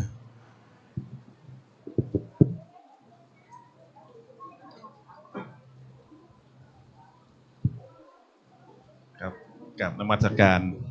พระเถรานุเถระทุกรูปท่านหัวหน้าส่วนราชการท่านนายกผู้ปกครองส่วนท้องถิ่นพี่น้องศรัทธาประชาชนทุกท่านครับนี่ก็ธรรมะอันเป็นมงคลนั้นเมื่อกี้สักครู่หลวงปู่พระธรรมวชิระโกศลก็ได้กล่าวไปหมดแล้วนะครับผมก็คงจะไม่พูดอะไรมากครับก็ขออนุโมทนาสาธุคุณร่วมกับทุกท่านนะครับก็พวกเรามาด้วยความศรัทธาในครูบาเจ้าศรีวิชัยกับความดีที่ท่านได้ทำไว้ให้กับพวกเรานั้นผมเชื่อว่าทุกท่านคงจะได้นำไปปฏิบัตินำไปใช้ให้เกิดประโยชน์กับชีวิตของตัวเองและครอบครัวนะครับแล้วก็ประเทศชาตินะครับขอให้พวกเราได้ระลึกถึงความดีขององค์ท่านครับแล้วก็ได้ช่วยกันส่งกำลังใจตอนนี้ทั้งจังหวัดเชียงใหม่และลำพูนนะครับก็ได้ช่วยกันนะครับส่งรายชื่อให้กับยูเนสโกนะครับเพื่อให้ประกาศเป็นบุคคลสำคัญของโลกก็เข้าใจว่าตอนนี้ก็ผ่านกันหมดแล้วนะครับก็ยังขาดเอกสารหลักฐานอีกนิดหน่อยนะครับเท่าที่ผมทราบก็ทราบว่าในเรื่องของภายในประเทศของเราเนี่ยไม่มีปัญหาแล้วยูเนสโกถามว่าต่างประเทศเขาได้รับรู้รับทราบนะครับ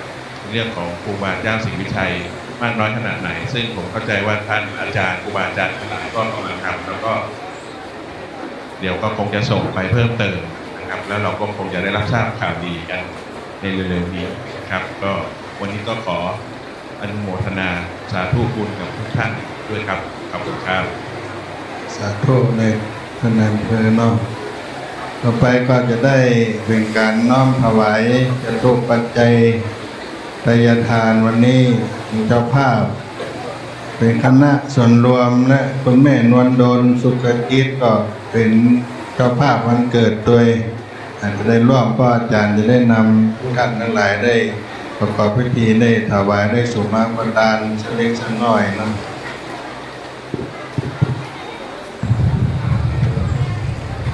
อะหังวันตา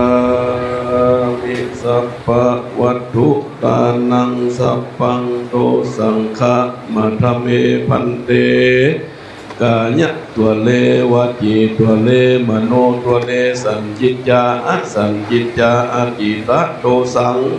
อนาคตะโตสังปัจจุบันนาโตสังสัพพังโตสังขมันตุโน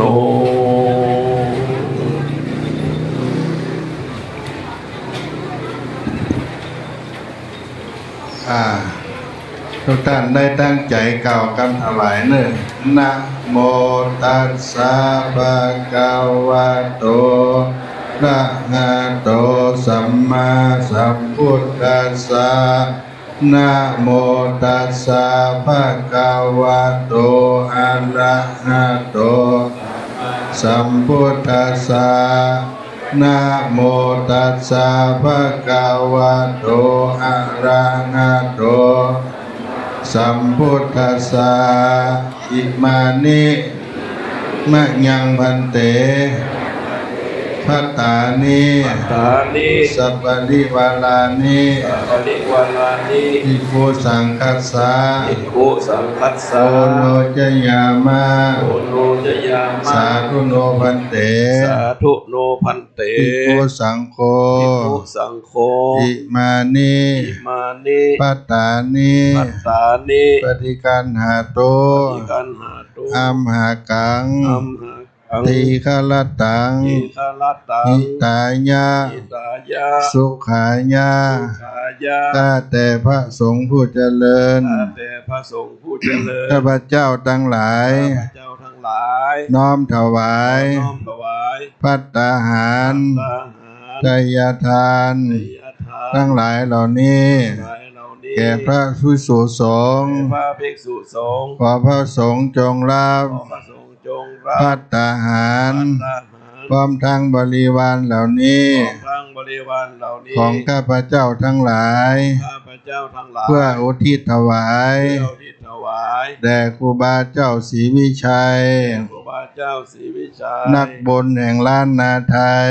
บุญแห่งล้านนาไทย และให้เป็นความสุข ให้เป็นความสุข ความเจริญ ความเจริญ แก่ข้าพเจ้าทั้งหลาย ข้าพเจ้าทั้งหลาย สิ้นกาลนานเทิน กาลนานเทิน สาธุ เจริญพรพ่อหลวงบุญยืนได้ถวายพระพุทธปฏิมาพระพุทธรูปเจ้าเป็นพุทธบูชาลำดับนั้นไปก็เป็นท่านนายอำเภอสิทธิศักดิ์อภิโกลใจสดท่านนายอำเภอเมืองเชียงใหม่ ได้ถวายพระเดชพระคุณหลวงปู่พระธรรมวชิรโกศลท่านนางสิริพรสิริโสดาผู้อำนวยการสำนักงานคุมประพฤติถวายพระเดชพระคุณหลวงพ่อพระเทพปริยัติวัดเจ็ดยอดท่านกำนันสุรเชษฐ์ตาคำมาได้ถวายพระเดชพระคุณพระภาวนาธรรมาภิรัตน์เจ้าหน้าอำเภอเมืองเชียงใหม่รับนั้นไปก็เป็นท่านพิเชษฐ์พินิจงามผู้ช่วยอุทยานแห่งชาติดอยสุเทพปุยรองศาสตราจารย์ดร.บุญลือเผือกผ่องรองนายกเทศมนตรีตำบลสุเทพท่านพิสมัยพุนทวีหัวหน้าฝ่ายยุทธศาสตร์สำนักงานคุมประพฤติจังหวัดเชียงใหม่ท่านพนาภัยคุมสะดวกผอกองสวัสดิการและสังคมตำบลสุเทพดาบตำรวจนฤทธิ์สนธิตำรวจท่องเที่ยวจังหวัดเชียงใหม่ท่านสมมาตรอ่อนนิ่มผู้ช่วยบ้านกองบินหมู่3ตำบลสุเทพท่านรองวันเพ็ญธรรมเทศประธานกลุ่มสตรีพัฒนาตำบลสุเทพท่านสุรีพันธ์ทองมณีประธานกลุ่มฟ้อนรำตำบลสุเทพท่านสมจิตจรสันอาสาสมาคมประพฤติจังหวัดเชียงใหม่และแม่หลวงดารุณีมาถาพันธ์ผู้ช่วยผู้ใหญ่บ้านผู้ใหญ่บ้านห้วยแก้วน้ำโตห้วยแก้วท่านเสาแก้วพายุท่านประธานอสมอาสาสมาคมประพฤติเจริญพรทุกท่านได้เข้าพร้อมกันและน้อมถวายคุณแม่นวลดลสุภกิจได้ถวายทุกรูปนั่นแหละเพื่อเป็นเจ้าภาพวันเกิดขอเจริญพรท่านนายอำเภอในรอบแรกก่อนเนาะรอบ2ของคุณแม่นวลดลสุภกิจเพิ่นได้ทำบุญวันเกิดแม่ก็ถวายไล่ไปเนี่ยทุกรูป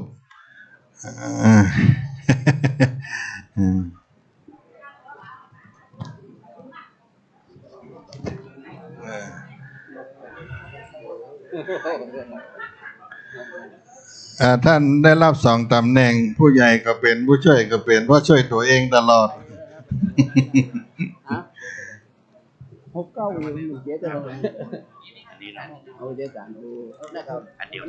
ท่านดาบตำรวจมหาวัดช่างทองนี่เนาะคุณแม่นอนโดนก็ประเคนไปทุกรูปนั่นเด้อลำดับไปวันเกิดเปิ้นวันนี้เสร็จแล้วนะแล้วนั่งที่เดิม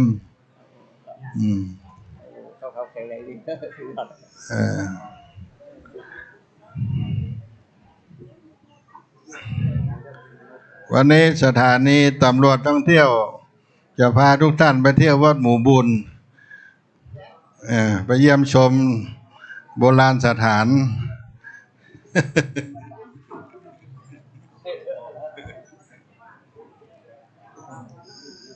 ประเคนทุกรูปเนี่ยแม่เนี่ย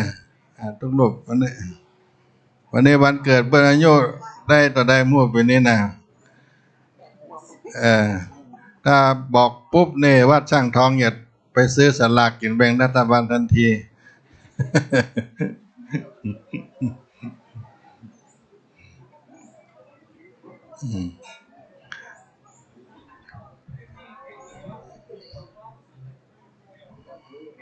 เตรียมน้ำหยาดเนอะญาติโยมเจ้าภาพลงทานทุกเจ้าภาพรับปอนหมู่แห่งรอบเนอะที่ได้เป็นเจ้าภาพลงทานทุกคณะ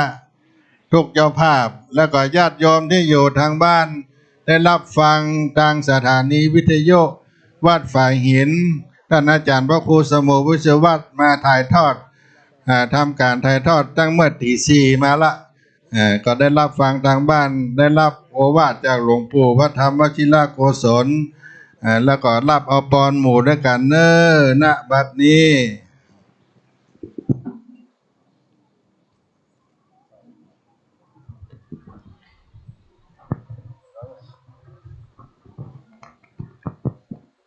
ยะถาวะริวหาปุราปาริปุเรนติสาคารังเอวะเมวะอิโตทินังเปตานังอุปกัปปติ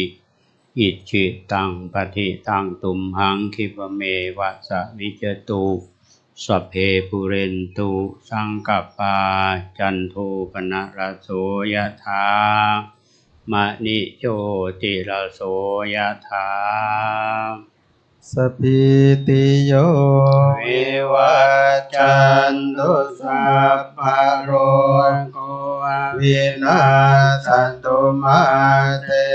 ภวัตวันตรายโยสุขีติกายุโกภวะอภิวาทนาสิริสเนจังวุฒาปัจจายโนจัตตารโอธรรมวัฏทันติอายุวันโนสุขังภาลังยัญจะโกตักขินาเดนาสังฆามิสุปฏิทิตาเทคารัตตังหิตา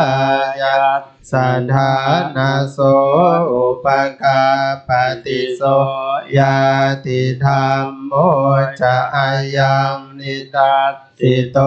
เปตานะปุจจจักตาอุราราภรัญจะเพียงโคนามาโนปะเทนังตุมเหหิปุญญังปัสสุตังอนาปกันติรัตนัตตยานุภาเวนรัตนัตตยเตชะสาทุกขโรคปยาเวระโสกาสันตุจุปัฏฐวาอเนกาอันตรายาภิวินาสันตุจะเสสตุชัยสิทธิทานังลาภังโสทิภกยังสุขังภารังสิริอายุจวันโนจะโพคังวุฒิจยสวาสัตวาสัจจะอายุจะชีวสิทธิภวันตุเตภวันตุสัพพมังคารังรักขันตุสัพพเทวตาสัพพพุทธานุภาเวนัสสะทาสุติภวันตุเตภวตุสัพพมังคารังรักขันตุสัพพเทวตาสัพพธรรมานุภาเวนัสสะทาสุติภวันตุเตภวตุสัพพมังคารังรักขันตุสัพพเทวตาสัพพสังฆานุภาเวนัสสะทาสุทิ ภะวันตุเต สาธุ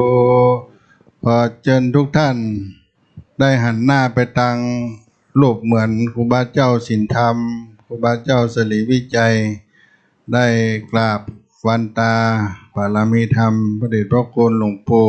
ครูบาเจ้าสลีวิจัยเนอวันตาเมพันเตสัพพังลาตังกัมมันตัมเมพันเตมะยาคาตังสามินาอนุโมทิตัพพังสามินาคาตังไมหังกาตัพพังสาธุสาธุอนุโมทามิไหว้ปารามีธรรมพระเดชพระคุณหลวงปู่พระธรรมวชิรโกศลเป็นองค์แทนครูบาเจ้าสลีวิจัยเจ้าวาดวัดสลีโสดาวันตามิพันเตสัพพังอาภาลาตังกัมมัตตัมเยพันเตมายังปุญญังสามินาอนุโมทิตัพพังสามินาคาตังยังไม่หังคาตัพพังสาธุสาธุนุโมทามิอิกายุโกอายุวันโนทุขังพลาสาธุครับหลวงปู่พระธรรมวชิรโกศลก็สุขภาพแข็งแรงท่านจะมาทุกปีจนอายุท่านได้100 ชาวหนึ่งอย่างยั่งเนอะตั้งแต่นี้ไปหน้านะครับอาราธนาได้อยู่คนมั่นยืนยาวเป็นร่มโพล่มใจลูกหลานจัดเตรียมภัตตาหารถวายหลวงปู่พระเถระเนอะถวายภัตตาหารเจ้านิมนต์หลวงปู่ฉันเป็นสิริมงคลกับครูบาเจ้าศรีวิจัยแล้วก็ท่านนายอำเภอจะไปแจกเหรียญวัตถุมงคลแจกผ้ายันกับพ่อกำนันท่านตำรวจเนอะช่วยกันแจกด้านหน้าที่ทางขึ้นครูบาเจ้าศรีวิจัยจัดภัตตาหารถวายหลวงปู่พระธรรมวชิรโกศลเนอะญาติโยม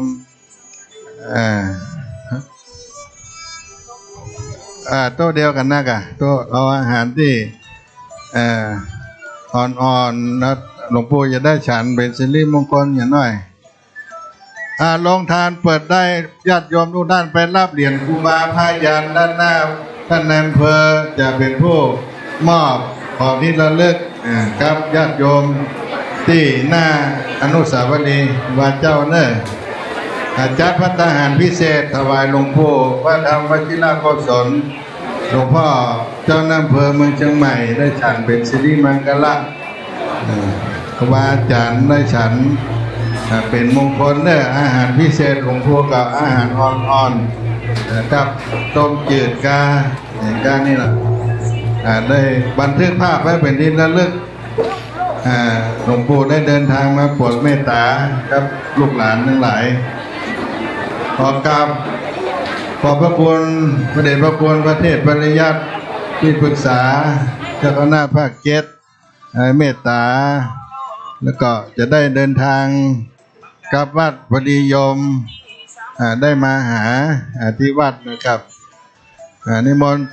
ครูบาอาจารย์ได้ฉันเข้าร่วมหลวงปู่วัดธรรมวชิรโกศลตั้งโต๊ะอาหารพ่อกำนันเป็นผู้ถือวัตถุมงคลท่านนายอำเภอเป็นผู้แจกเนอะผ้าไตรเอาไว้ให้พ่อกำนันเพื่อจะบวชภาษานี่เนอะแม่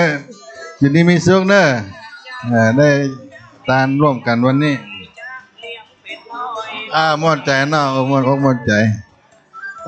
ครับก็จัดถวายภัตตาหาร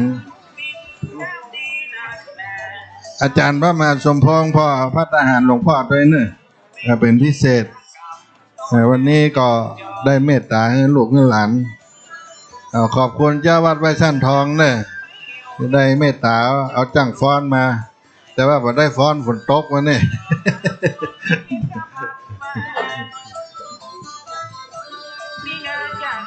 อ ในโอกาสนี้ก็กับผมในนามคณะสงฆ์วัดศรีโสดาคณะผู้จัดงานวันเกิดครูบาเจ้าศรีวิจัยชาติการ146 ปีขอกราบขอบพระคุณเจ้าของสถานีวิทยุวัดฝ่ายหินท่านอาจารย์พระโคสมุวิสุวัตรโกลกิจโจพร้อมคณะทีมงานถ่ายทำถ่ายทอดสดไลฟ์สดตลอดถึงสถานีอื่นๆที่ได้มีการลิงก์สัญญาณไปที่ได้เมตตาถวายปุจจาครูบาเจ้าศรีวิจัยในวันนี้และขอญาติโยมที่ได้รับฟังทางสถานีวิทยุ104.50หรือเครือข่ายอื่นๆขอให้ได้บุญกุศลได้พร้อมกันทั่วหน้าขอให้มีความสุขความเจริญบารมีธรรมครูบาเจ้าศรีวิจัยได้ปกปักรักษาได้อยู่เย็นเป็นสุขได้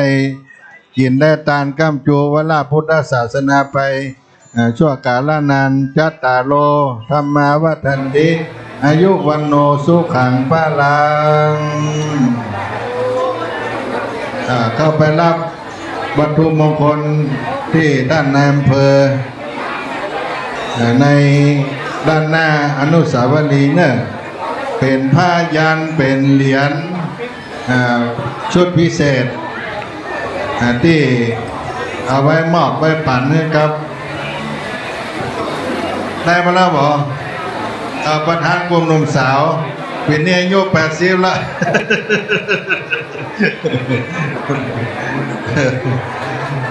ได้รับของดีปีละครั้ง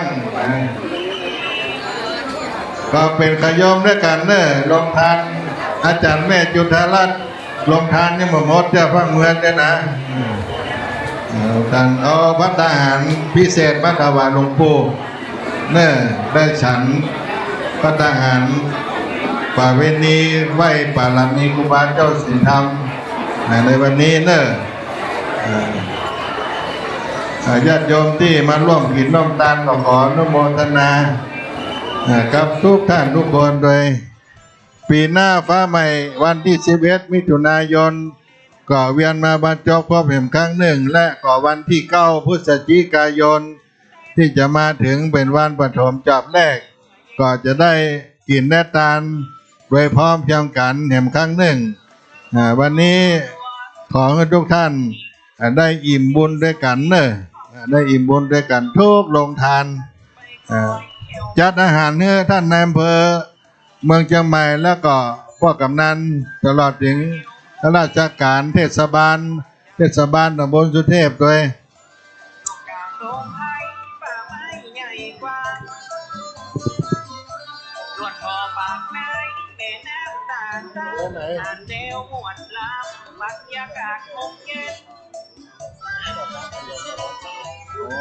ไม่เอวเมืองหัวทองมันกายที่น้องเป็น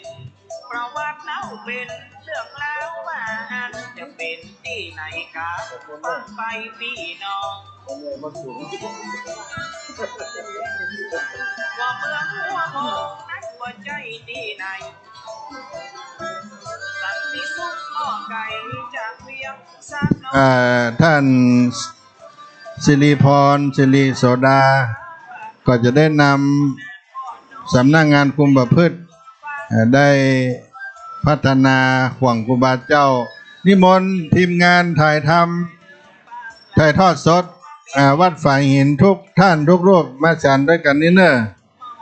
มาฉันด้วยกันทั้งในตลอดถึงครูบาอาจารย์ที่ติดตามพระเถระมาร่วมบุญด้วยกันมาฉันเจ้าด้วยกันนี่เนอะ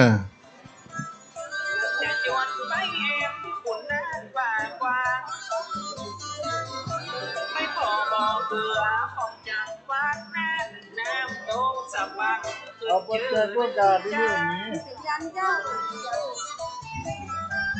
เอาเหรียญ5ที่พระโคกานี่ก็เลยยังมางามตาน้ำไหลไหลสินก่อนลวดลายสินที่น้องบัวพี่น้องก็ได้เหรียญก็ลาหน้ามึงนี้เอาเหรียญ5นี่พญาผู้ค้าเป็นโตนเก้าเงาเราจะได้เป็นเมืองแต่เดิม ริ่มแต่เก้ามาหอดดุดเฮาเป็นห้องว่าเมืองบัว เวลาเปิดจ้างงานมันตั้ง ไป งาน ข ส อ ด ด เล อย ก ประเทศ ไม้ ไทย เจ้าบ่น้ำเก่งหนัวปันตีเมืองบัวเตือเดียวเจ้าค่ะชมผู้ผู้ขาบ้านปีละค่ะมีหางเจ้าหรือชื่อไปไกลน้องแดงห่างกายไปเอวกันได้น้ำเพิดยังกาเจ้าแม่ใส่ดอกไม้น้ำตกน้องใส่ตาดมานงามดีแนวเอวตรงแก้มมวนกันดีลีสมสีน้องมีลำดีบ่หน่อยไปพ่อไปก้อยสาวงามทุกอย่างเอวด่านห้วยโกดก็มวนนักมวนแน่สิ่งของหน้าหนาเล่าไทยไทยหันส่วนทางไปเอวเมืองลาวปุ่นนั้นเบิ้ลเบงหนทางลาดยางมาดอยจะเริ่มพาเกียบกันถึงบ่อเงาหน่อยพี่น้องเจ้าดอยใจดีชื่นโซขอเชิญไปจูเอวดูมวนรำเอวทำสักเกินเพิดเพลินหัวใจต้องแฝงลงไปม้วนใจตั้นเจ้ามาแขวนพันดีก็มีอยู่นี่แต่เล่าเอาใส่ลาบเก้าอันเป็นสัมมาลาก่อนไปมันหลวงก็เหมือนได้ขึ้นสวรรค์แม่ดอยสูงยานขึ้นไปเตื้อหน่อยลัดป่าลัดดอยเข้าดงป่าไม้ลำดับมาแล้ว15 อำเภอด้วยกันจะไปฝั่งจ้าตัวไหนน้องลาเมืองแน่นของเฮาของดีรอทาจวนป่ากันมาเอวเล่นสามกับคนใดมาแล้วก็ให้ปีบลังหันสนุกม่วนงานเมืองน่านบ้านนี้พี่น้องใจดีไม่ดีมากครับร้อนมันมีค่าขอให้โอสิกรรมมาว่าบ้านหวังสนุกม่วนเล่นลังเถื่อคำซอพิษสายพิเศษหลอนกำเสด็จผิดพลาดออกไปเป็นกรรมโมหะมันกว่านั้นตั้งใจจุงได้อภัยถึงนายเจ้าค่ะมันเติมเวลาตัวข้าก็ย่อแย่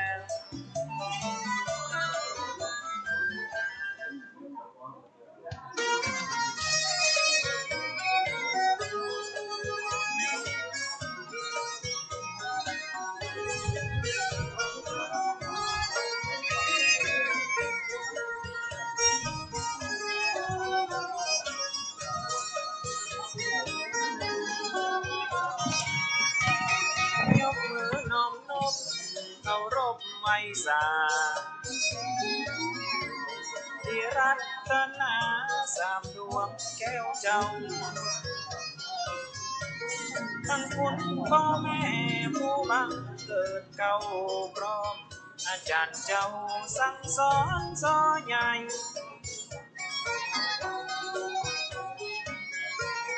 พ่อแม่พี่น้องคนฟังตั้งหลายเพราะว่าไกลไกลฟังอยู่ที่ดีล้วนขอสวัสดี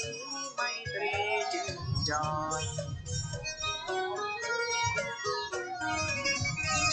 พูดถึงเมืองแพร่พระนครโกสัยม่วนอกม่วนใจใครมาแอวนี้น้ำใจเขาย้ำถึงน้องถึงปีเป็นมาอย่างนี้ตั้งแต่เนิ่นนาน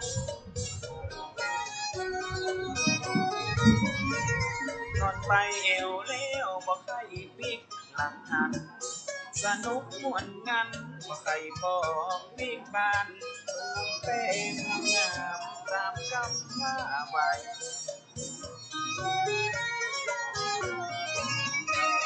เมื่อแห่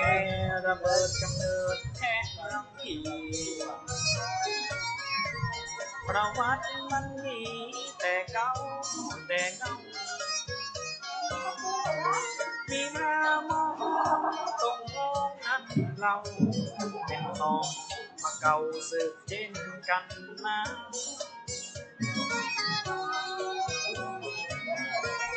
แล้วไปย่อเหตุขาดเจ้านั้นนาน้องปูจาวันตาขับไปจุกเธอเย็นใจก็ไม่พอนเข้ามาในเวียงเขตภูมิเจ้าหลวงเจ้าจีลำดวนม้วนใจเจ้าข้าที่พิธภัณฑ์จัดแจงไว้หาคือพี่น้องเจ้าข้ามาแอวเล่นก้อยดู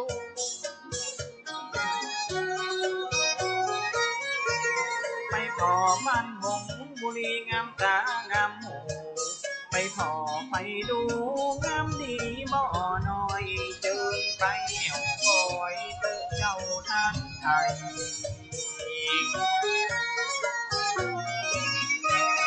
น้ำพริกน้ำย้อยขนมจีนน้ำใสน้ำที่น้ำเล่เก็บวางบ้านเก่าน้ำจีนทำเก็บมาอีกเดียว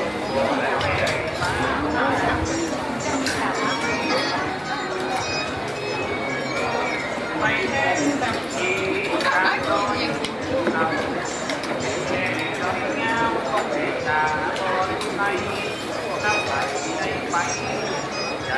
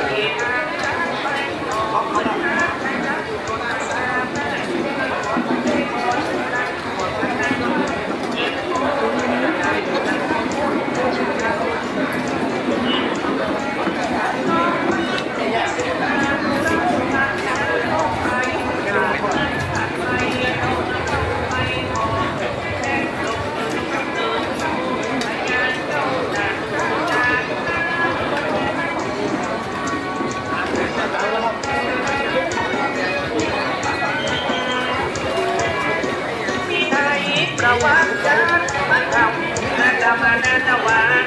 ตามคำเล่าตัวที่มันคงยังคงไปเกี่ยวคงมาตามเรามาเ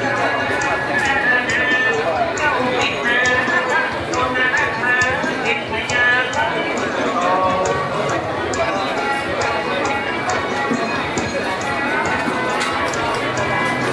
แม่ไปซื้อของที่การต้องเวียนต้องไปแม่เทียนนักเดียวเด็กกันอ่อนมาไกลใจไว้มองลองคอยลองพอลำผมยิ้มก็มีมาเก็บเลยเอาไปเก็บน้องตาเมื่อแก้มตะวันพาราแก้มผู้ที่ท่านน้ำตาหลวงหวงเที่ยวเมื่อลำจึงจืดน้ำไปด้วยเองแม่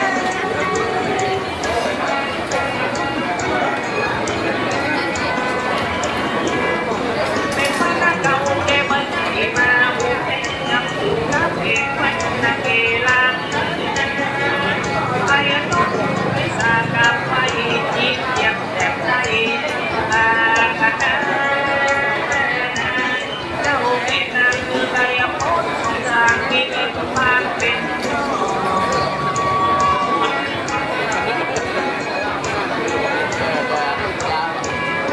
แล้วเธอเลยไปที่วัดไหน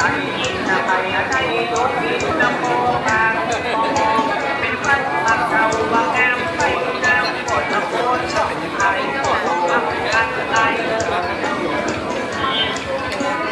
เอ็มแล้วเลยไปแอวที่อำเภอเสริมแอมไปหลอดความทางการในน้ำโลกเป็นเห็นต้องแอมเสริมซ้ายย้ายรวมกันเกิดกว่าตามเราวัดเราแม่เสริมที่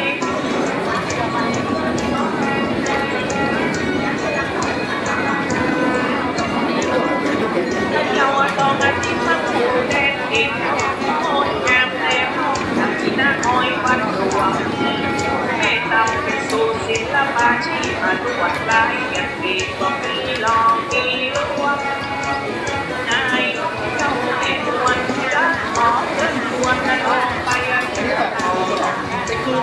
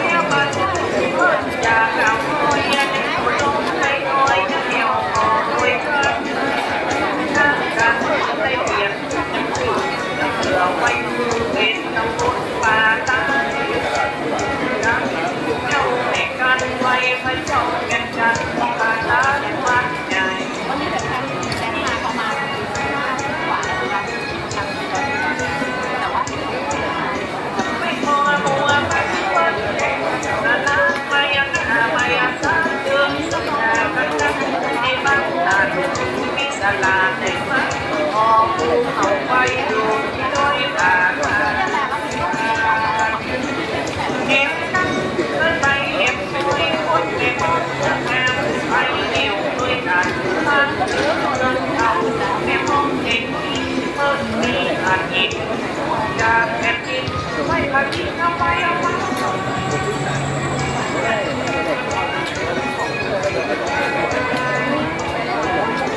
เดี๋ยวมองเรื่องการเย็นที่ใจอีกน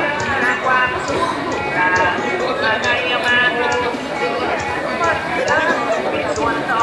ที่ต้องมาตัดไปก็ได้สิ่งการสร้างเจ้าเด็กนั้นธรรมชาติสร้างสรรค์เดินตั้งไปที่นอง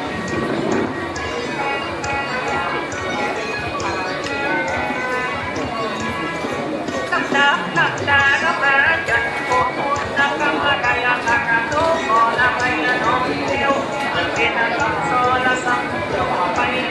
นั่งไปเร็วเร็ววันการนอนกินตั้งตาแง้มคิดหาตอนไหนของใครจะแง้มมันมันตามปวดตาไปก่อน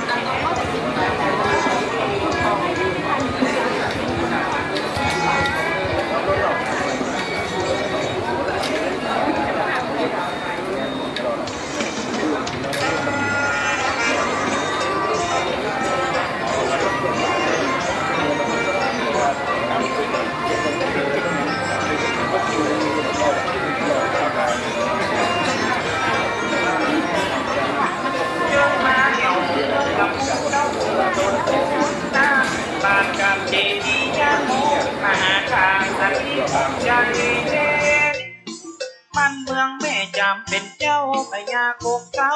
ดีลีสำเนียงเสียงยองม่วนดีแม่ควงวาลี